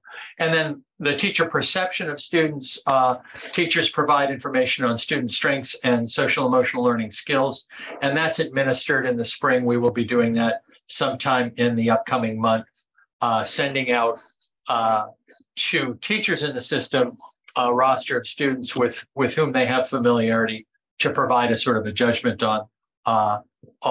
on those students' SEL skills. And I will say, these data are always used in a triangulating fashion. That is to say, no single data point is in any way considered to be definitive about a student. So people sometimes have some concerns about perception, but as I say, it's all part of an overall data look, nothing particular is appended to that particular value judgment. As I say, I will be talking mostly about the Student Climate Survey. Those are the data that we have most recent, and that was done in the fall. Those questions are grouped in three areas: a sense of belonging, school climate, and custom. Several questions in each of those categories. We can disaggregate the data by school and grade, race and ethnicity, gender, socioeconomic status, students on individual education plans, and English language learner, multiple language students. So those are the categories. And by the way, those categories are ones that the information in those categories is information that we provide as part of an upload to the Panorama data system. And the categories that we use are our own categories. And I'll speak a little bit, because I had some questions on that, I'll speak a little bit more to that in just a second. And then as Chris noted, we use on a regular basis, and as the board well knows, we use the results to help drive our school improvement efforts, specifically work on the district level continuous improvement plan, and at Title I schools, the school-wide plan. And Tim, here are some bars. You asked for bars at a meeting a few weeks ago. Here are some bars. Bar graph showing spring 21 in blue, fall 21 in red, spring 22 in gold, fall 22 in green. And the percentages are the percent favorable response. And the way Panorama defines that is on a 5-point scale, the two categories at the positive end of the scale. So in some cases, it may be that a neutral response could actually be considered a positive response, but Panorama doesn't treat it that way. 5-point scale, the top two. And so you can see these percentages in the three areas: school climate, sense of belonging, and custom. And by the way, the school climate, the custom questions are ones that we added into the survey in order to provide us with some continuity with our own homegrown surveys that we've done for at least a decade. One of the questions, and we'll reference it a little bit later, is students in my school are kind to each other. We've been tracking that question for a long time, and we've got some good information on that. I'm just presenting you right now the Panorama results, sort of to give you a sense of where we are most recently. And then let's see which one there. That initial slide was for grades 3 to 5. The two surveys are slightly different, and they are grouped in for grades 3 to 5 and grades 6 to 12. Here are the 6 to 12 results again, spring 21, fall 21, spring 22, fall 22. Custom questions are generally obviously trending percentage-wise a little bit higher than the two categories of the Panorama survey results, but that's generally consistent over time. And you can see that there was the high in both cases for those results was in the spring 21. I will make one note. In spring 21, we didn't necessarily have everybody available and accessing those data, so that might be an indicator that we were still certainly in the midst of the pandemic in the spring of 21. Highs and lows for the climate section, and here you get a sense of what the actual questions are. A low for that section was for the grades 3 to 5 was a question: how much does the behavior of other students hurt or help your learning? And since we're looking at positive responses, then the top two categories would be something like helps my learning somewhat or helps my learning a lot. And conversely, the two lowest categories would be hurts my learning somewhat and hurts my learning a lot. So this 38% is that's the percentage of students who answered in the two most positive categories. Whereas in terms of highs for grades 3 to 5, how often do your teachers seem excited to be teaching your classes? About 76% were in those top two categories. For the 6 to 12 survey, same question: how much does the behavior of other students hurt or help your learning? Percentages are a little bit lower. And again, at 6 to 12, how often do your teachers seem excited? That was a high. So we're seeing parallel, sort of complementary results in both the 3 to 5 and the 6 to 12 surveys for climate. In terms of sense of belonging, how much respect do students at your school show you was a low for the grades 3 to 5. How much support do the adults at your school give you? That was a high for grades 3 to 5. For 6 to 12, how much do you matter to others? How connected do you feel toward the adults in the school? And then a high was overall, how much do you feel like you belong at your school? For the custom questions, that question I mentioned earlier, kids at my school are kind to each other. In both cases were the low. If you walked into class upset, how concerned would your teacher be? In both cases was a high. And then for the 6 to 12 students, at the same percentage level, that's why I included both, there's at least one trusted adult at school that I can talk to. I know that the board has expressed concerns about making sure that the data are disaggregated by race and ethnicity. Before I launch into that, let me be abundantly clear. And again, this is based on some questions, comments prior about these sort of data. I am not in any way endorsing the completely erroneous notion that race ethnicity is anything other than a social construct. However, given that it is a social construct that has been problematic in terms of underserved populations, I do think it's important that we examine data with respect to race ethnicity as a social construct as we go forward. You'll note that there are no data reported for Asian students. That's because there were not sufficient students in that category in grades 3 to 5 to be reporting on without potentially revealing individual data. So there are no data there at all. And again, the three groups of questions: school climate in blue, sense of belonging in red, custom questions in yellow. Custom questions are higher, but we're seeing relatively similar patterns within us, between 60 and 70% across the board for these ethnic categories, race and ethnicity categories. And for the 6 to 12, similar, not quite the same, potentially a bit more range, higher scores in the for the custom questions, also insufficient numbers in the Black African American race ethnicity category in grades 6 to 12 to report on. Somewhat more variation, but still not huge differences across different racial ethnic groups. In general, and I think we've sort of at some point I've discussed a number of these takeaways with the board. Overall favorable percentage responses are lower than we would like for several questions. We clearly have work to do with respect to student engagement and a sense of belonging. Overall responses at the higher grades are much lower than we would like for most questions. They are lower than the grades 3 to 5. We have considerable work to do in the upper grades with respect to student engagement and sense of belonging. We are seeing incremental improvements. Changes happen slowly. We need to continue the work we're doing in responding to climate survey results. My understanding of the climate survey data is we would not expect to see major shifts as a result of our efforts from one administration to the next. This is really going to be a much more nuanced, longer slog in really working on, and I think getting to those tipping points that Chris was talking about in order to see the changes that we want to see. There were not spectacularly large differences in responding with disaggregating by race and ethnicity. Probably the largest variation was in the sense of belonging. That was, oops, got too far ahead of myself. Where am I? Sense of belonging is in the red.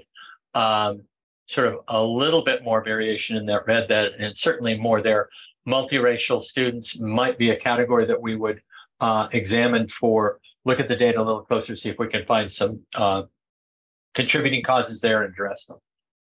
And then finally, I think sort of, to me, just personally, one of the biggest takeaways that I'm seeing in the data is sort of student-to-student interactions, respect amongst students, the impact of students' behavior on learning seems to be having a greater negative impact than interactions with adults.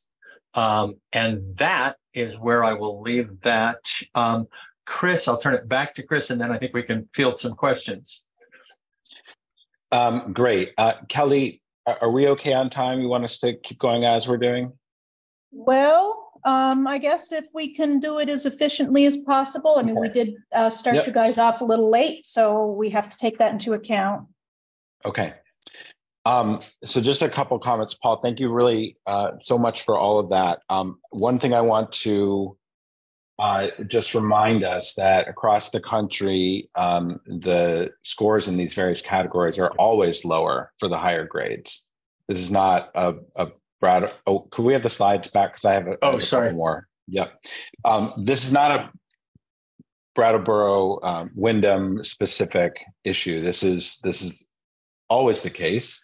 The other thing I want to say regarding Paul's comment about not expecting to see drastic changes from year to year, that is true. We are looking to create long-term sustainable trends and to catch, negative trends before they become larger trends. So much so that I'm considering whether I want to throw my hat into the ring around recommending that we do Panorama once per year only, just because the changes are so small that it represents a lot of additional work on the district to do it twice without necessarily yielding additional information. I'm not recommending it at this point, but that's just my way of saying these numbers move slower. And the last thing is the student-student interaction, I want to remind you, is also something that we're seeing across the country. And this is not an issue, as I often hear in schools, of something has changed with the students. This is an issue of the types of supports that they are receiving from our entire culture. And post-pandemic, there has been a lot of educational and SEL losses that they've struggled with. Next slide. I just want to highlight some amazing work that is happening in your district that is connected to this data. It's supported by the data, it's inspired by the data, or it's in process, and the data is they're telling us we need to keep working. So just to remind you that all of your schools are using an MTSS system, which allows really strategic and wise allocation of resources. Your schools are all using a school-wide strategy to handle how they teach about behavioral expectations, how they manage social emotional learning, how they deal with the issues of equity and justice. They're all thinking at a school-wide level. Some of the schools are using developmental designs, others are using PBIF, others are using combined approaches that are best fit for their local community and school. A lot of your schools, actually all of your elementary and K through 8s are engaged in multi-age collaboration. And I just have to tell you, when you work with larger districts, you don't see this. If you work in a school or a district that has sixth grade classrooms, there's just not a lot of buddying up between sixth graders and kindergartners and things like that. So one of the really special things about your schools is that they're able to do this, and they are doing it. And they're taking advantage of these to kind of generationally across student generations, support each other. There's collective authorship in the behavioral expectations in your schools. Like, what does it mean to be behaving well at lunch? What does it mean to be a good friend at recess? These are things that are being generated collectively by staff and students alike. All of your schools have student leadership teams. They're working closely with activities that are important to the district. Black Lives Matter, restorative practices, school-wide expectations, and programming. I was excited to see that a lot of your student leaders will be attending the leadership conference at Landmark College. I've been to that conference. That's a fabulous thing to be doing. And the school-wide programming, of course, dances, outdoor enrichment, all schools things like this that, frankly, as a person who works with a lot of schools in Massachusetts, I don't always see. So it's really wonderful to see those things there. So that's K through 8. Next slide. At the high school level, and I'm very intentionally not differentiating one school or the other. It's obviously there's one high school. I've worked in districts where there's 4, and that's different. But I'm aware that the high school has a lot of attention put on it because it's just the one school, and all of your schools are feeding into it. Some highlights of some things that they're doing in response to the data primarily has to do with capitalizing on the importance of student voice. So students have been asked to share their feelings about the school.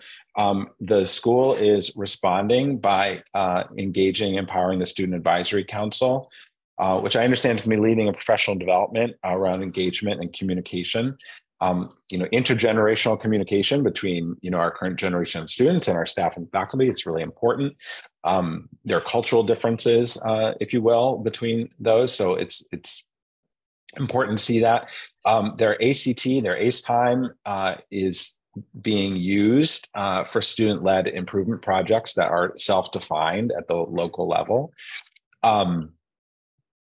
I know that Cassie and her leadership team have really talked about developing the strategies to help students communicate effectively about their needs as people and learners. And what I mean by help is actually teach. Like, we teach our children how to engage in these behaviors. And so this is part of what's happening there. The course in addiction is really kind of a fabulous and innovative way of combining an educational goal with a really important subject matter that it sadly is a big issue everywhere, and very much in Vermont. Paul mentioned this before, but one of the most crucial questions on all climate survey data is if I need help, there's an adult in my school that I trust that I can go to for help. And usually the numbers are high but usually they're not 100%. And we as educators want them to be 100%. So the high school is working to try to make their numbers 100%. They're also engaged in trauma-informed practices, which is, a really sophisticated and sensitive way of acknowledging that trauma, capital T trauma and lowercase t trauma, are pervasive amongst our children, and that it's very kind of open and accommodating way of approaching students. So in general, I just want to say that your district is a district of schools that are in motion. School climate improvement happens when your schools are in motion. It's not something that you can point at one point in time and just say, this is how we're doing. What we want to look for is sustainability, resiliency, and schools in motion. And we're still working. We still have more work to do, but it's such a privilege to see all the work that's happening on the ground. And I'll stop there. Thank you very much. Tim, do you have a question? Yeah, first, it's unfortunate that we received the PowerPoint the day before this meeting. It's also unfortunate that we're receiving this report in the third hour of a long night. It's important stuff, obviously, and a tremendous amount of time and effort has been put into this. So my first question is, Chris, are you going to produce a written report? That I would be happy to. I would, Tim, be looking for the board with my help to define the parameters of that report and what you would like it to include. Well, just what happy to do that. Yeah, just what you said. There's a lot of important points that you made, but I'd like to digest it if I could get a written report. But I'd like to hear what other board members think about that. The second thing is, again, this is so important, and especially the follow-up. I'd like to hear more from the administration and how this is followed up. That's what it's all about. And it's way too late now. So I'd like to move that we have a follow-up session on this very report. Perhaps when a new board is seated, so the new board members can be caught up in this, and we can follow up from there. Well, I can say that I appreciate that we didn't get this until a little bit later, but I can also understand that sometimes things take a little bit of time. So I can understand both perspectives.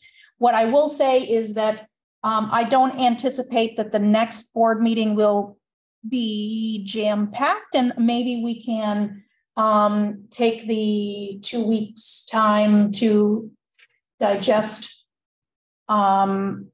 this, presentation. If people want to go and watch the BCTV and watch it again, and maybe board members might have questions that we can present to Chris, and then maybe administration wants to, maybe they'll have questions, comments, or something that they want to contribute, and yeah, makes sense. I'll just add, going back to the calendar here for the year, we are scheduled the first SU meeting in June to give another Panorama presentation. So that would be in collaboration with Chris again on sharing results of spring data as compared to data were presented tonight, as well as goals that were identified for the beginning of next school year. So that would be tied to our action plan as well. So June's a ways away, but there will be another formal data presentation on Panorama. And that'll be on new data. It'll be on the spring data. Yep. So again, I'm a little frustrated that we can't really digest and talk about these data.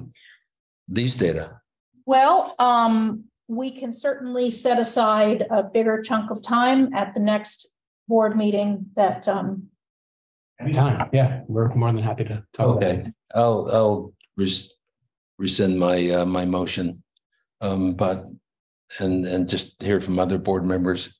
But I am very anxious to hear about whenever you do any kind of research, the final question is, so what? What happens? What do we do with it? How do we move ahead with it?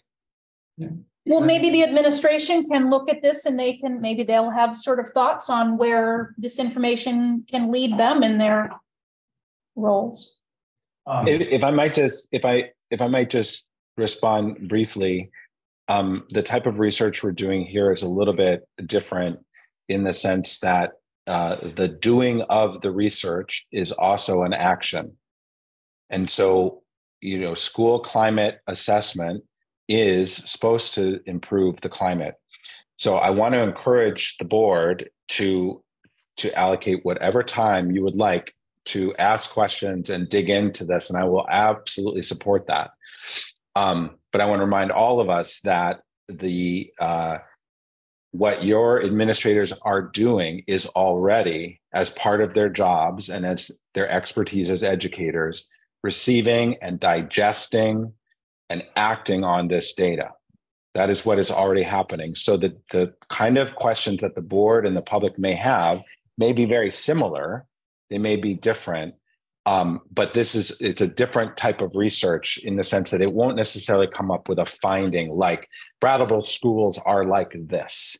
What it comes up is like, here's where we are and here's what's happening. The other thing I really want to encourage you to do is to be thoughtful about what is the best use of everyone's time at every level. And I'll give you an example. I heard commentary today about some of the challenges of the union contract and how it may impact what the student reporting process might look like. That seems like a very important board level issue to be taking that only the board can do. Whereas the issue of what happens in a kindergarten classroom in terms of creating a welcome is something that your trusted administrators and teachers and professional educators are doing. So I want to remind you there are policy level issues.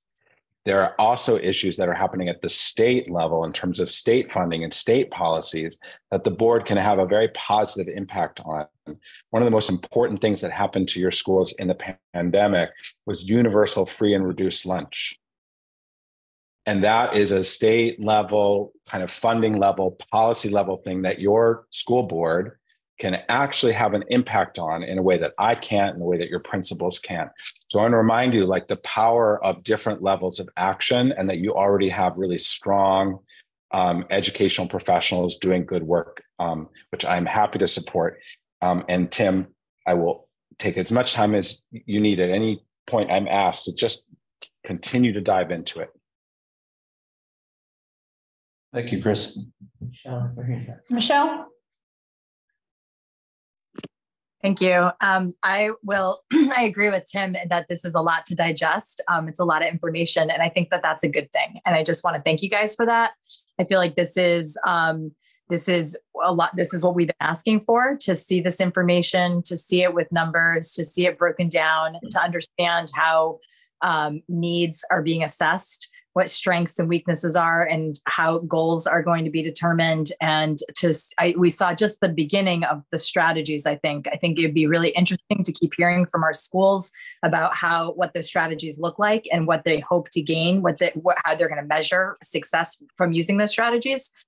So I don't really have any questions because, again, it's a lot to take in, and I'm thinking, but I feel very appreciative of this, and I see where it's going. And it's good work. Thank you.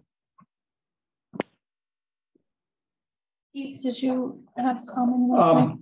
Thanks. Yeah, all I was just going to say is that by doing something in June, so we're all working on targeting areas in the data that we want to try to have an impact. So it would be good to see in the spring, did our effort in this area, specifically, did it pay off at all? And that counters a little bit on what Chris was saying about maybe going to once a year, but we could compare year to year in his model, but we will have that opportunity in June. So, just wanted to share that. Anyone else? Eva? Hi, I have a question about the frequency. One of the criticism of the Panorama survey that it's not done frequently enough. Even at four times a year, the criticism is still it's not done quick. It's not done frequently enough because trends do move quickly. I would like to know what the benefits of learning all of the data at the end of the year, how that would benefit the student body and the teachers to know if there's a trend that's happening within the fall season and there's something that we could do to actually change that. Like, what would be the benefit of learning everything at the end of the year versus having more frequency in the survey and catching a trend at that time? Cassie? Well, just my first thought is that, we look at the data in the fall, and then we put systems in place, and then we look at it in the spring and we see improvement. But we all do so much during the day, and I don't want to speak for everyone, but there's not really a lot of downtime to develop new systems. Like, sometimes we are just like boots on the ground in it. And so when we do have that spring data, I feel like it does provide us an opportunity to spend time at our admin retreat over the summer. And we all work during the summer, putting new systems in place and seeing like where we need to make improvements. Yeah, so a climate survey is not a summative test. It's a moment in time to kind of check in, take the temperature of where you are, where your school building is, and set goals and to continuously move forward and grow with your families and with your students. If I will, Eva, I really appreciate your question. Some of it depends on the highest level goal that you're trying to accomplish.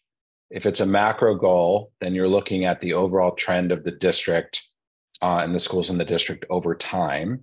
If it's a micro goal, you might be looking at the school level, the classroom level, the grade level, and there are a lot of different tools. I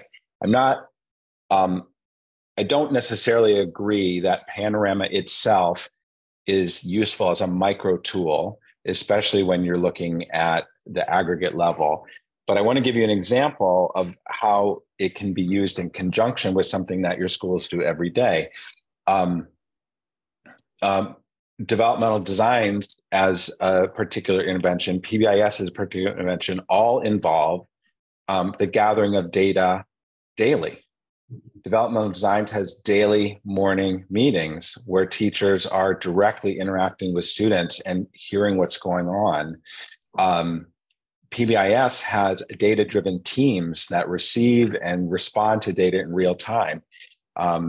In one of my visits to a school, the issues that the students shared with me were already known and being acted upon by the student support team because of this data. So there is a combined strategies. I believe that the best use of Panorama is at the aggregate level to inform longer-term strategy, longer-term policy, and to help the board do its job, which is to support its superintendent, support its administrators, to respond to the needs of the constituents, and to kind of keep the morale high and the supportive high, and to keep the state on its toes to continue supporting you the way you want to. That's a way that I think about it. I don't think Panorama is sensitive enough to be used many times a year. I do wonder, even when I say about doing it once per year, I agree it's not necessarily useful to have it at the end of the year. Some of the continuity decisions can be made differently now that we're out of the pandemic, supposedly. And so, spring and fall are actually comparable in certain ways in that way they weren't during the pandemic. So, but anyway, thank you for the opportunity to respond. I think I might want to go back to a point that Tim seemed to be making, which was having something written. I know personally myself, I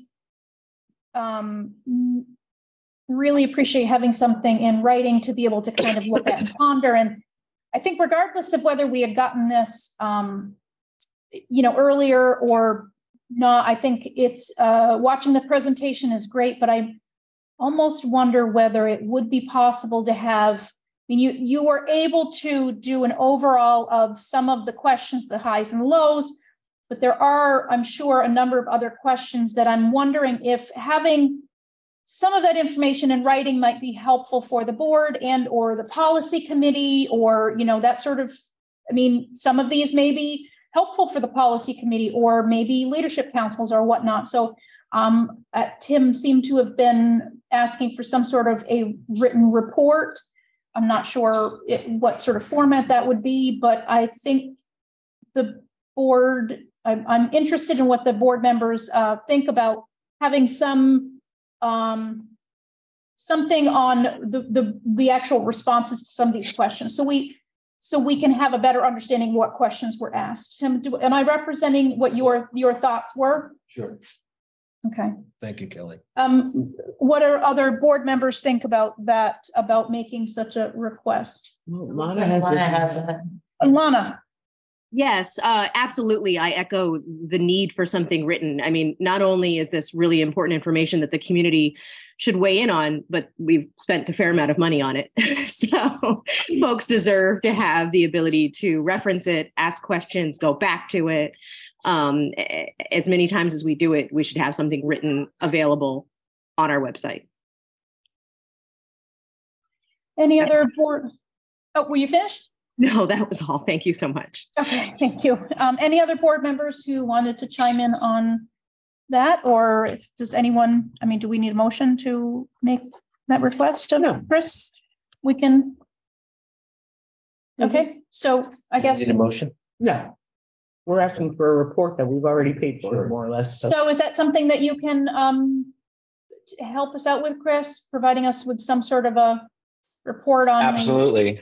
Okay. Yep, absolutely. I think the board may wish to determine the goals of the report because they could be going in a lot of different directions. One is a summary report around how the district is, essentially summarizing the data and the actions being taken and recommendations, if you would like them specifically from me, that may go further than what has already happened organically. I'd want you to consider the impact of that report on the school climate itself. In the sense that data requires a lot of context, and I would not release a report that would appear to be a report card on the district. And you may also want to consider whether it is worth having a report that highlights differences between schools. You may not want something like that. Again, the goal is to improve the climate, not to create a potentially divisive commentary. None of these are things that I'm suggesting you're doing, but I'm suggesting that the simple request for a report, maybe, which is totally reasonable, the content and purpose of it should probably have a little bit more discussion. I can certainly write it without any guidance at all, but my guidance to you is that we may want to think what the purpose should be. The data is all available. All the data is all available, and it is very user-friendly to understand. So keep that in mind as well. But I'm more than happy to work with that.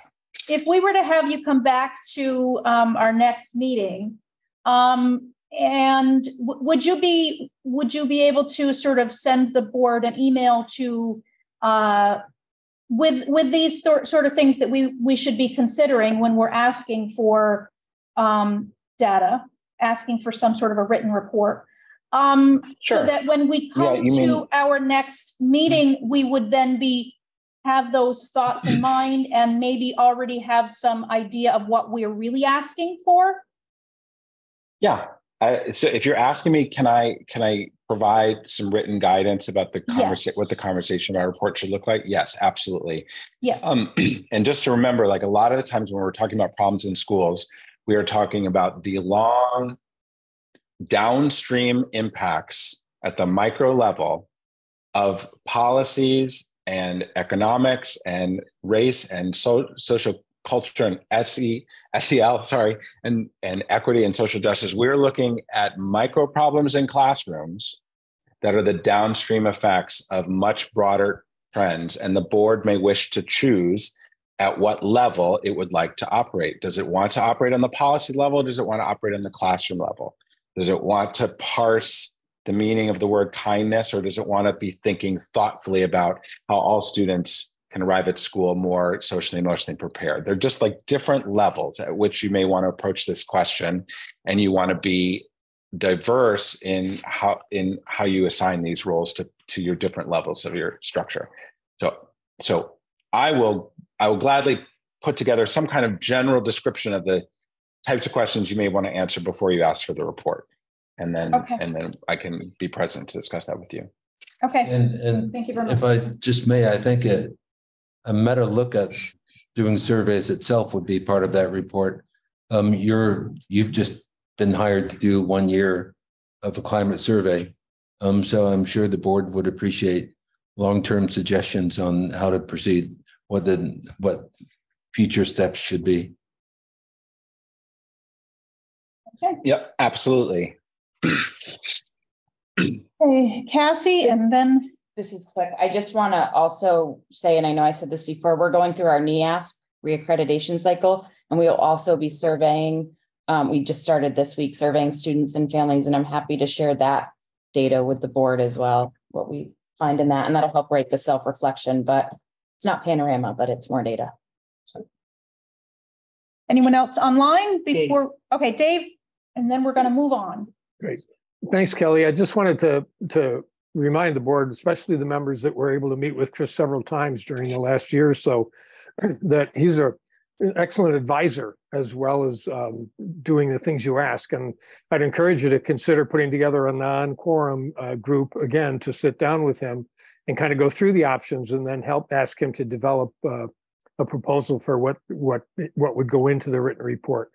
It worked out really well in the past, and he's an excellent advisor. Thank you, David. Now we will move on to the fiscal report. I'm sorry, Julianne has. I'm sorry, Julianne. Sorry, I just wanted to say, first of all, thank you to Chris for coming to do this work. I think there's just a lot of important things that Chris shared tonight that really helped me as a principal and an administrator. I want to share with all of you that looking at data, I think we look at data all the time, and it feels intimidating sometimes, right? It feels hard. And as educators, we want to see the needle move really. Like we feel like we're doing all this work and we take, it's like taking an assessment and you want to see the needle really move and like big time, and then you get your results and you're like, oh, it didn't move as much. And just having some opportunity to work with Chris around what he shared tonight, that just doing this work is so important. And it's not like, as Mark shared, it is not a summative assessment. It's like digging into it, doing the work is part of the process of shifting school climate. And then actually the work that we're doing, it's ongoing. So that was really empowering to me. It's shifted for me how I can frame this differently in my own mind and how we as a staff can frame it with our students. It's just super important points that are being made here tonight. And I just want to thank Chris for that, because often, it takes a lot of time professionally to learn how to use data well. It's easy to get bogged down and have it work kind of against you. And I really thank Chris for, kind of like helping me shift how I am looking at this topic. So thank you.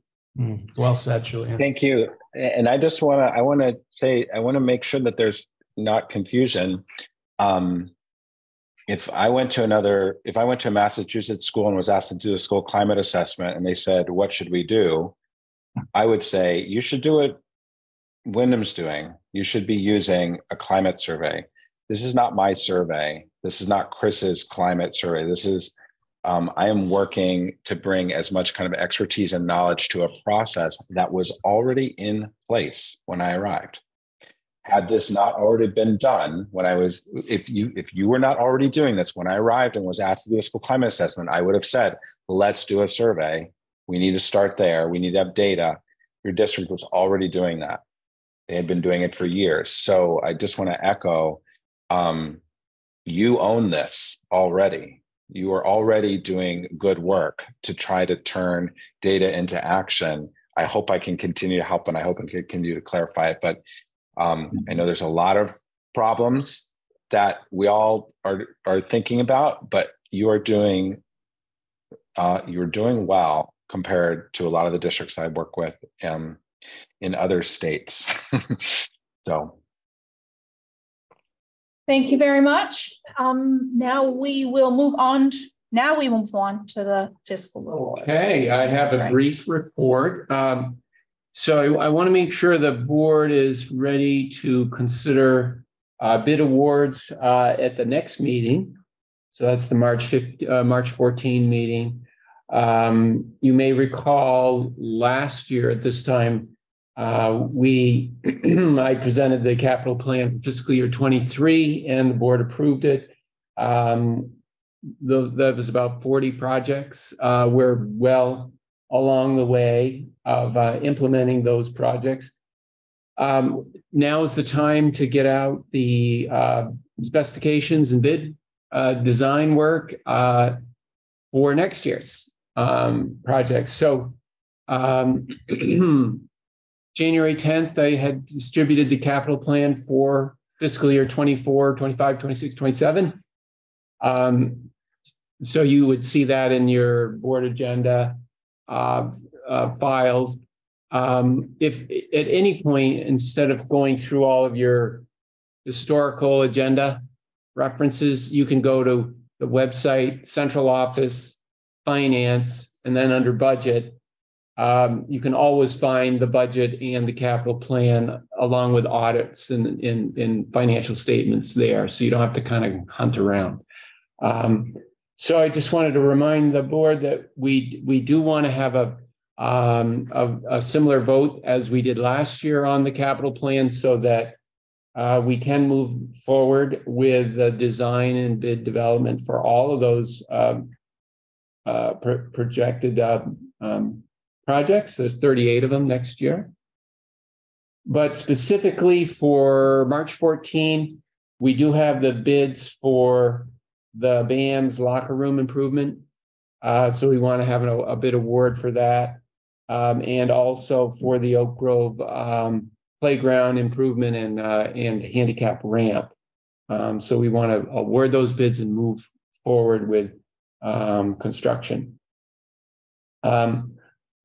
You may recall last year, I am applying for significant funding for many of these projects, and they do require the board minutes reflecting a specific vote to approve. So that's why I'm being a little more deliberate about these specific projects. You may recall we have significant HVAC project for Oak Grove. I have submitted an application for funding to U.S. Department of Energy and to the Public Service Board here in Vermont. Haven't received a response on that yet, but that's another one of these ESSER funded projects that we are beginning the development for. The HVAC project upgrade, you remember Oak Grove's our last school that's still on oil in the SD, and we're proposing a heat pump retrofit. A very general estimate of that project is 1.7 million. That would include a lot of thermal upgrades to the building. Another at Oak Grove is, you recall us reporting on the PCB issues. We have finally gotten a little more of a definitive remediation plan that will call for putting plexiglass in on the old glass block windows. They were also at the academy school, but there were no PCBs detected in the caulking there.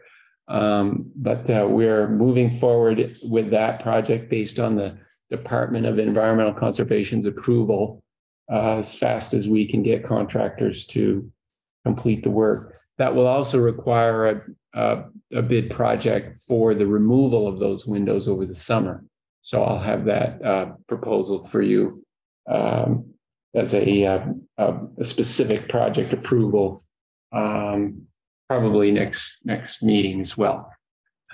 So I think that's basically what I want to report this evening, but then also just reminder that we had a subset of the board meet with the town clerks and the moderator in preparation for the annual meeting on the 21st. So I assume you will want that on the agenda for the 14th as well. So just a couple of reminders for our meeting next time. And that's it. Okay, thank you. We will move along to new business, the approval submission of EES's Head Start and Early Head Start refunding application and change of scope application. Thank you, Kelly. So Wendy Mullen, who is our fiscal manager at EES, is actually on Zoom, and she's going to put the PowerPoint slides up for you. These are the same slides that I sent you last night, and I will try to move through this quickly. Although I need someone to give me sharing rights. I think that, hang on, I'm working on it. Okay, got it. They're here. Thank you. Oh, yeah. Thank you. Thank you. Let's see if I can get to my screen here.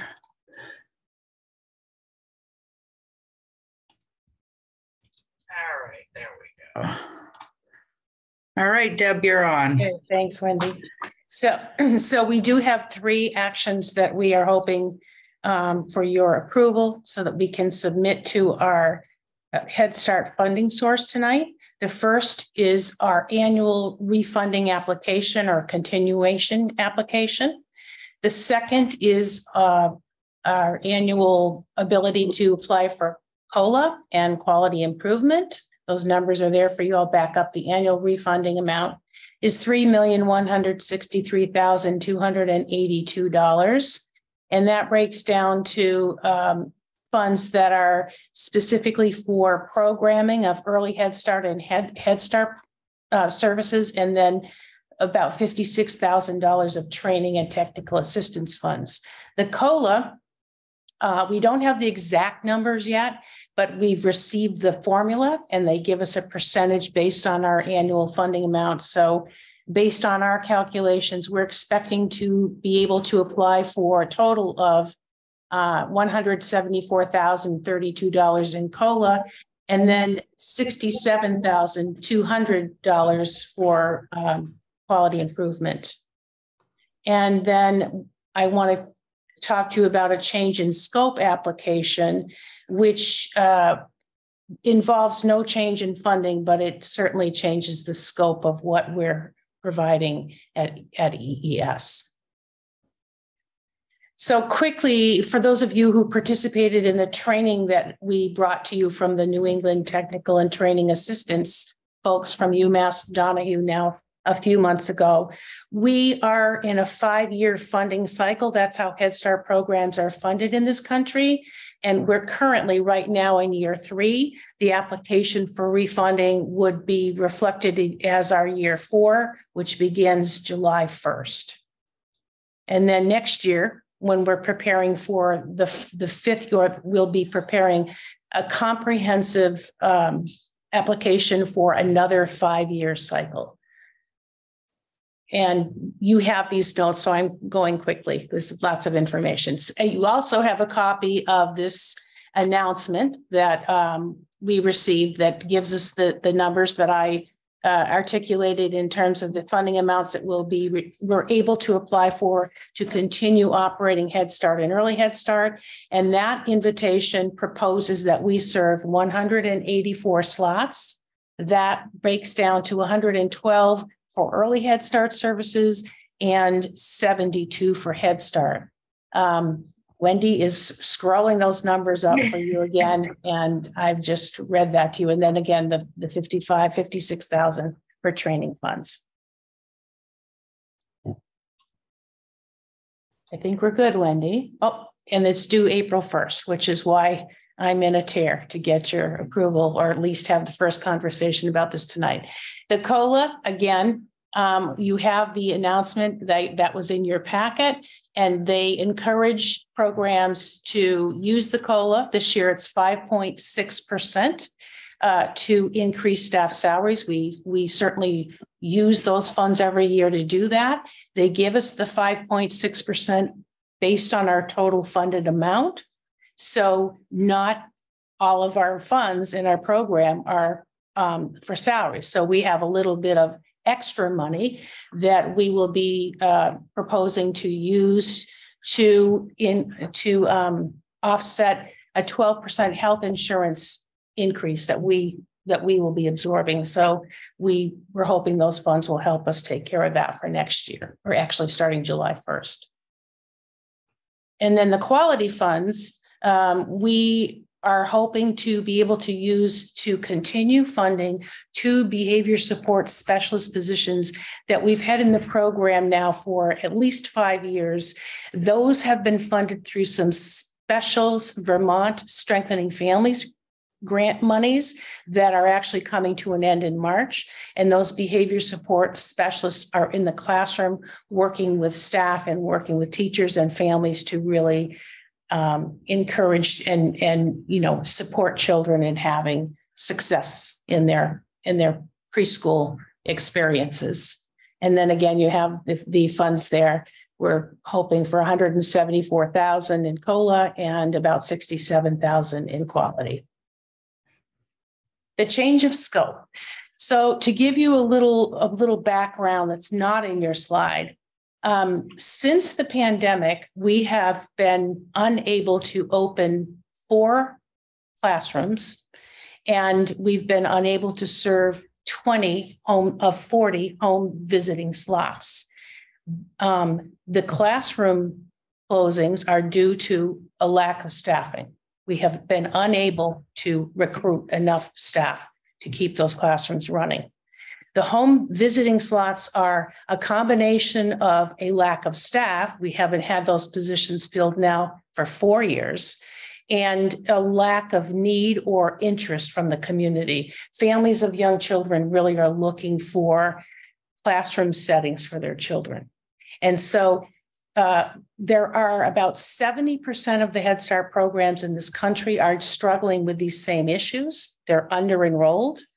And the federal government, the Office of Head Start, has been very lenient and very tolerant and encouraging us to redirect the funds that we've been saving with these staff vacancies toward initiatives to draw staff in. And now they are kind of drawing the line in the sand and beginning to work with programs who are 50% enrolled or under-enrolled, to put them on enrollment plans.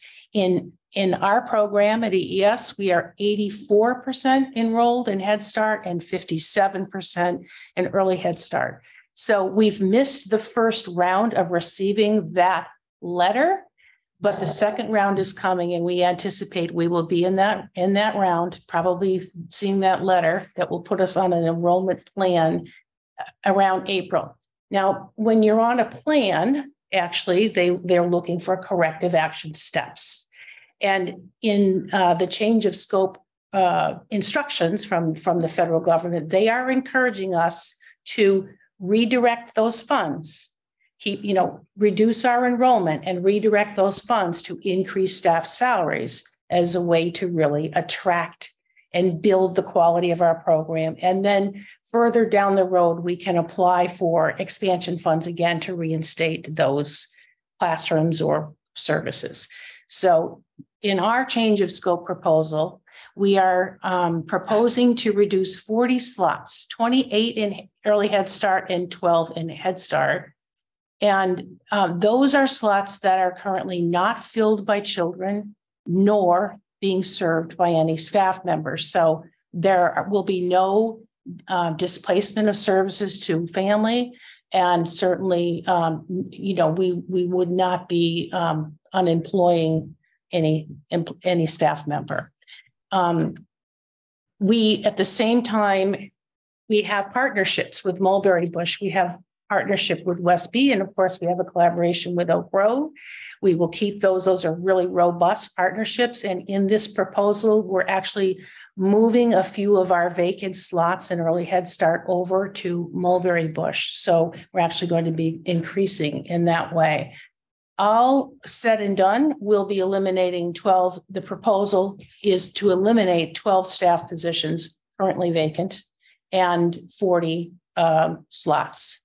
And then we will redirect the funds that we've recovered from those vacancies to increase staff wages across the board, but most importantly, to get our teachers' salaries closer to what the district teachers are making. And we have more information here to share with you about that.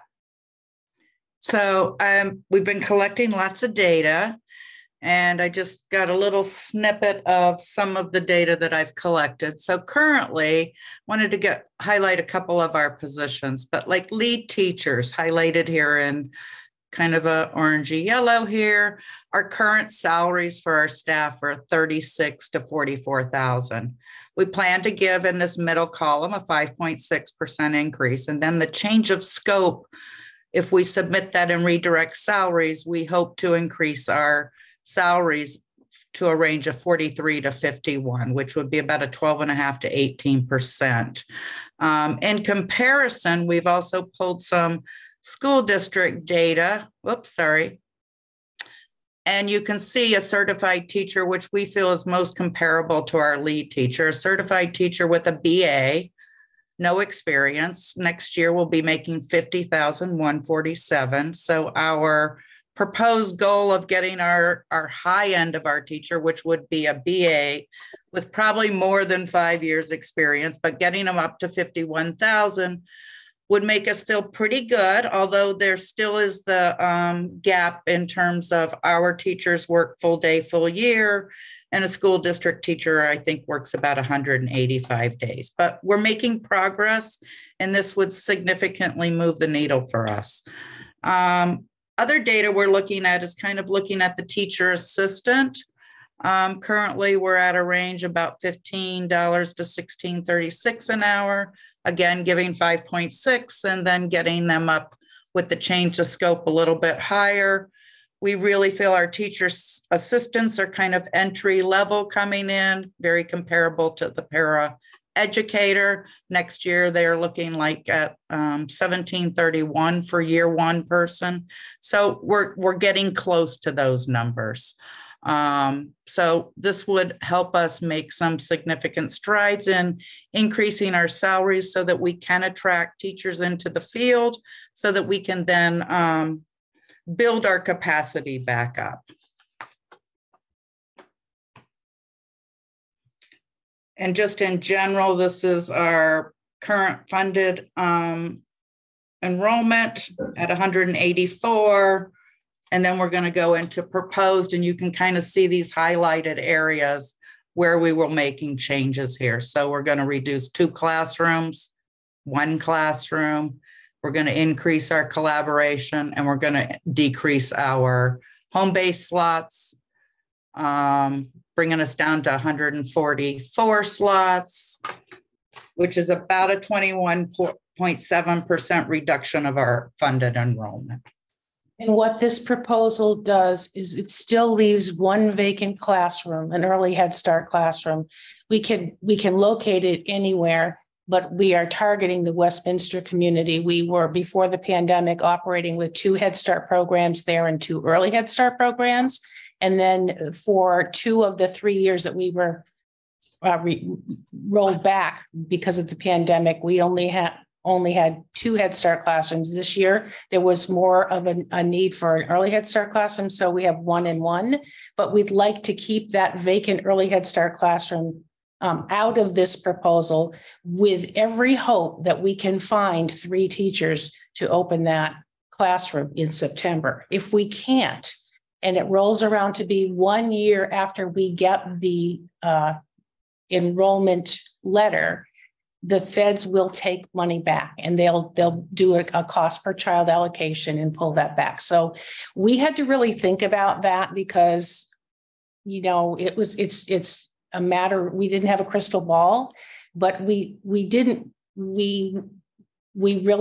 didn't want to pull that service away. And so now our priorities will be to get that classroom hopefully staffed and available to be open in next fall. So we're at the end. We gave you our 3 actions and we're ready for you to ask questions and give us your approval or not. So are there any questions? Michelle. Michelle? Thanks. Can we stop screen sharing? I can't see anybody, if you don't mind. I just had, my question was actually just about the enrollment. Thank you. I feel like there we are. I know that during COVID, you guys saw a reduced number of students. Not surprising, people were keeping their preschoolers home. Has that sort of gone back to normal numbers, or are we on a sort of the trend that you had been before COVID, or are you expecting to see a shift, or has that stayed similar? These numbers have been pretty consistent since 2020. In fact, the home base, in terms of the staffing vacancies that we had with home base, that has a 4-year run. We've been without 2 of our four home-based visitors now for 4 years. The other pieces, the other classroom closures, have been 4 classrooms fairly consistently throughout the pandemic. When we went into, when the governor issued the shutdown notice, we only shut down for maybe 2 weeks, and we immediately jumped on board with providing essential childcare. So we only had 1 classroom at that point, but we built over the next year to what we have now, which is basically every classroom is open with the exception of those 4. We at one point had 15 classrooms and we're down to 11 now. I think, Michelle, some of the problem with our enrollment is that we can't get staff because our wages are so low. There is really a nationwide workforce shortage with early child care educators. We are not alone in this. All programs across the nation are experiencing what we are experiencing. I, came from another Head Start agency. We had even more classrooms closed than EES has closed. So I think it's a trend, and the way we're going to make those shifts is to increase those teachers' salaries so that we're able to attract people into this workforce. And then we will be able to rebuild that enrollment and open more classrooms. But without doing something about the workforce and the wages, we're going to be in this dilemma. This is also a long-term goal that we've had in working with the central office over many, many years to get our salaries this close to those of the public schools. And we're there. The difference is that our teachers have to work 100 more days to earn that annualized salary. But this is the closest that we've gotten in the 20 years that I've been here.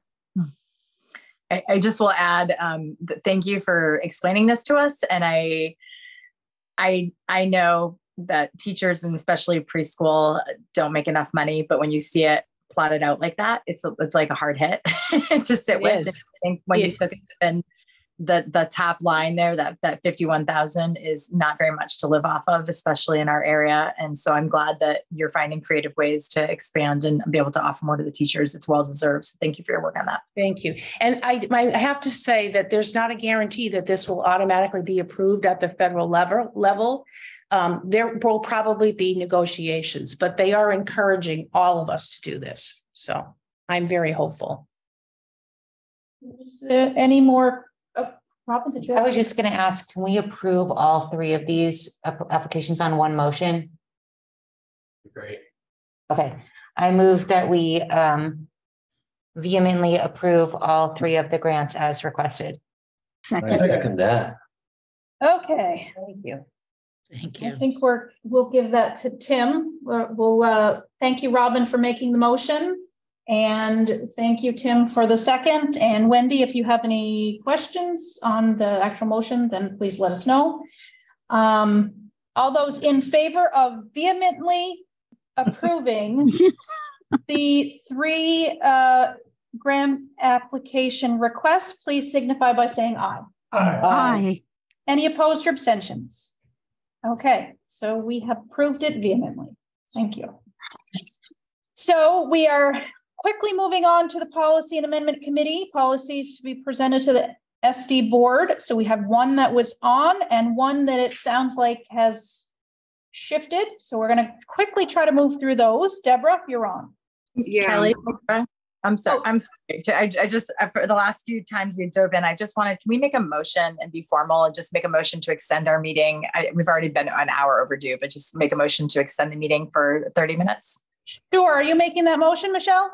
Yes, I am. Okay. Is there a second? Second. Thank you, Robin. All those in favor of extending the meeting by 30 minutes, please signify by saying aye. Aye. Any opposed or abstentions? Thank you. Okay, let's see if we can get it done without the 30 minutes time. Deborah, you are on. And thank you, Michelle. So 2 policies are being presented for readings. The first one is F35, school animal policy, which I already presented in a different context. So that is being presented for a 3rd reading as of this evening. And I want to thank Ruby McAdoo for writing an email and presenting her concern about word choice in this policy. So I will certainly pass your email, Ruby, on to everyone who has been working on this policy. The next policy meeting, by the way, is on, I think it's March 13. It's March 13 at 2:30. And again, these policy and amendment committee meetings are recorded and posted to the website. So that's F35. 3rd reading, 10-day warning period. Thank you. The other policy that is being presented, and this one is for a 1st reading, and it's got 2 designations. One is F2, and that's the designation coming out of the AOE, the Agency on Education. And the policy designation that's coming out of our district is D as in dog 17. It is a mandatory policy. Its title is Policy on Non-Discriminatory Mascots and School Branding. The first paragraph reads, it is the policy of this district to provide welcoming, positive, and inclusive learning environments for all students by prohibiting the use of discriminatory school branding, which undermines the educational experiences of members of all communities and perpetuates negative stereotypes. This policy is being presented for a 1st reading. By law, this policy is already in effect as of January 1st, 2023. The policy comes to the district directly from the AOE, the organization that wrote the policy as a result of statute. So this policy, as I said, is already in effect, and it's in effect throughout the entire state. We, at this point, are pushing it for a 1st reading in order to move it for readoption as of the next board meeting. This policy is mandatory, and therefore it's a legal document. So 1st reading. Thank you. Okay, so you are all okay.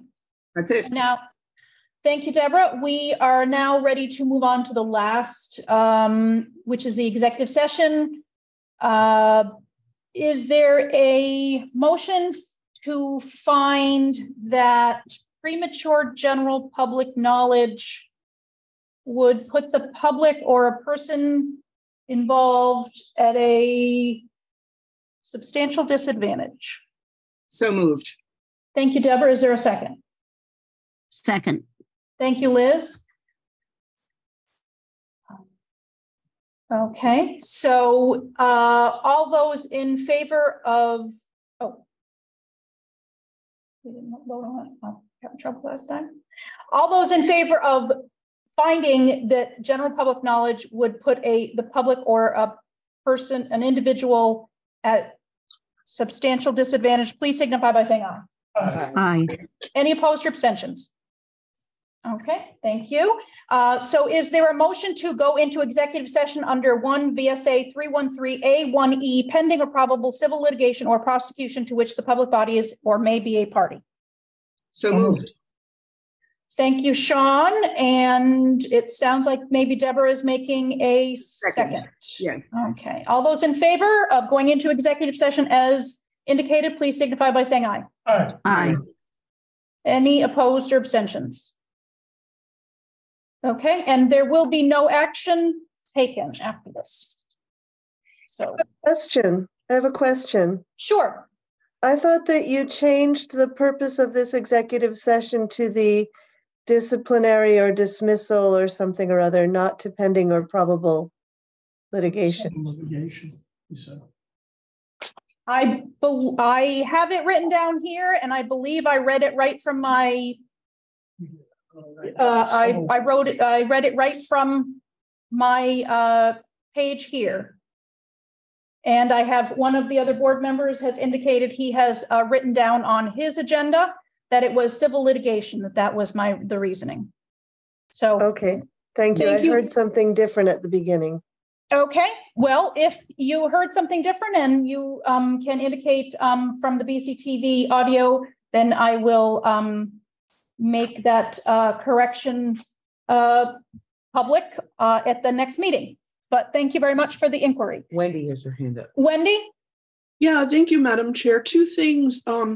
My minutes, at least my notes, show that yes, the motion that you made in the beginning of the meeting does support the executive session that you just moved to enter. And then my second thing is, do you want me to stick around until you come out of executive session?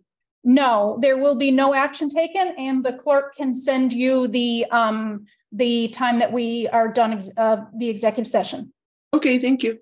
Thank you very much. We are in executive session at 9:27.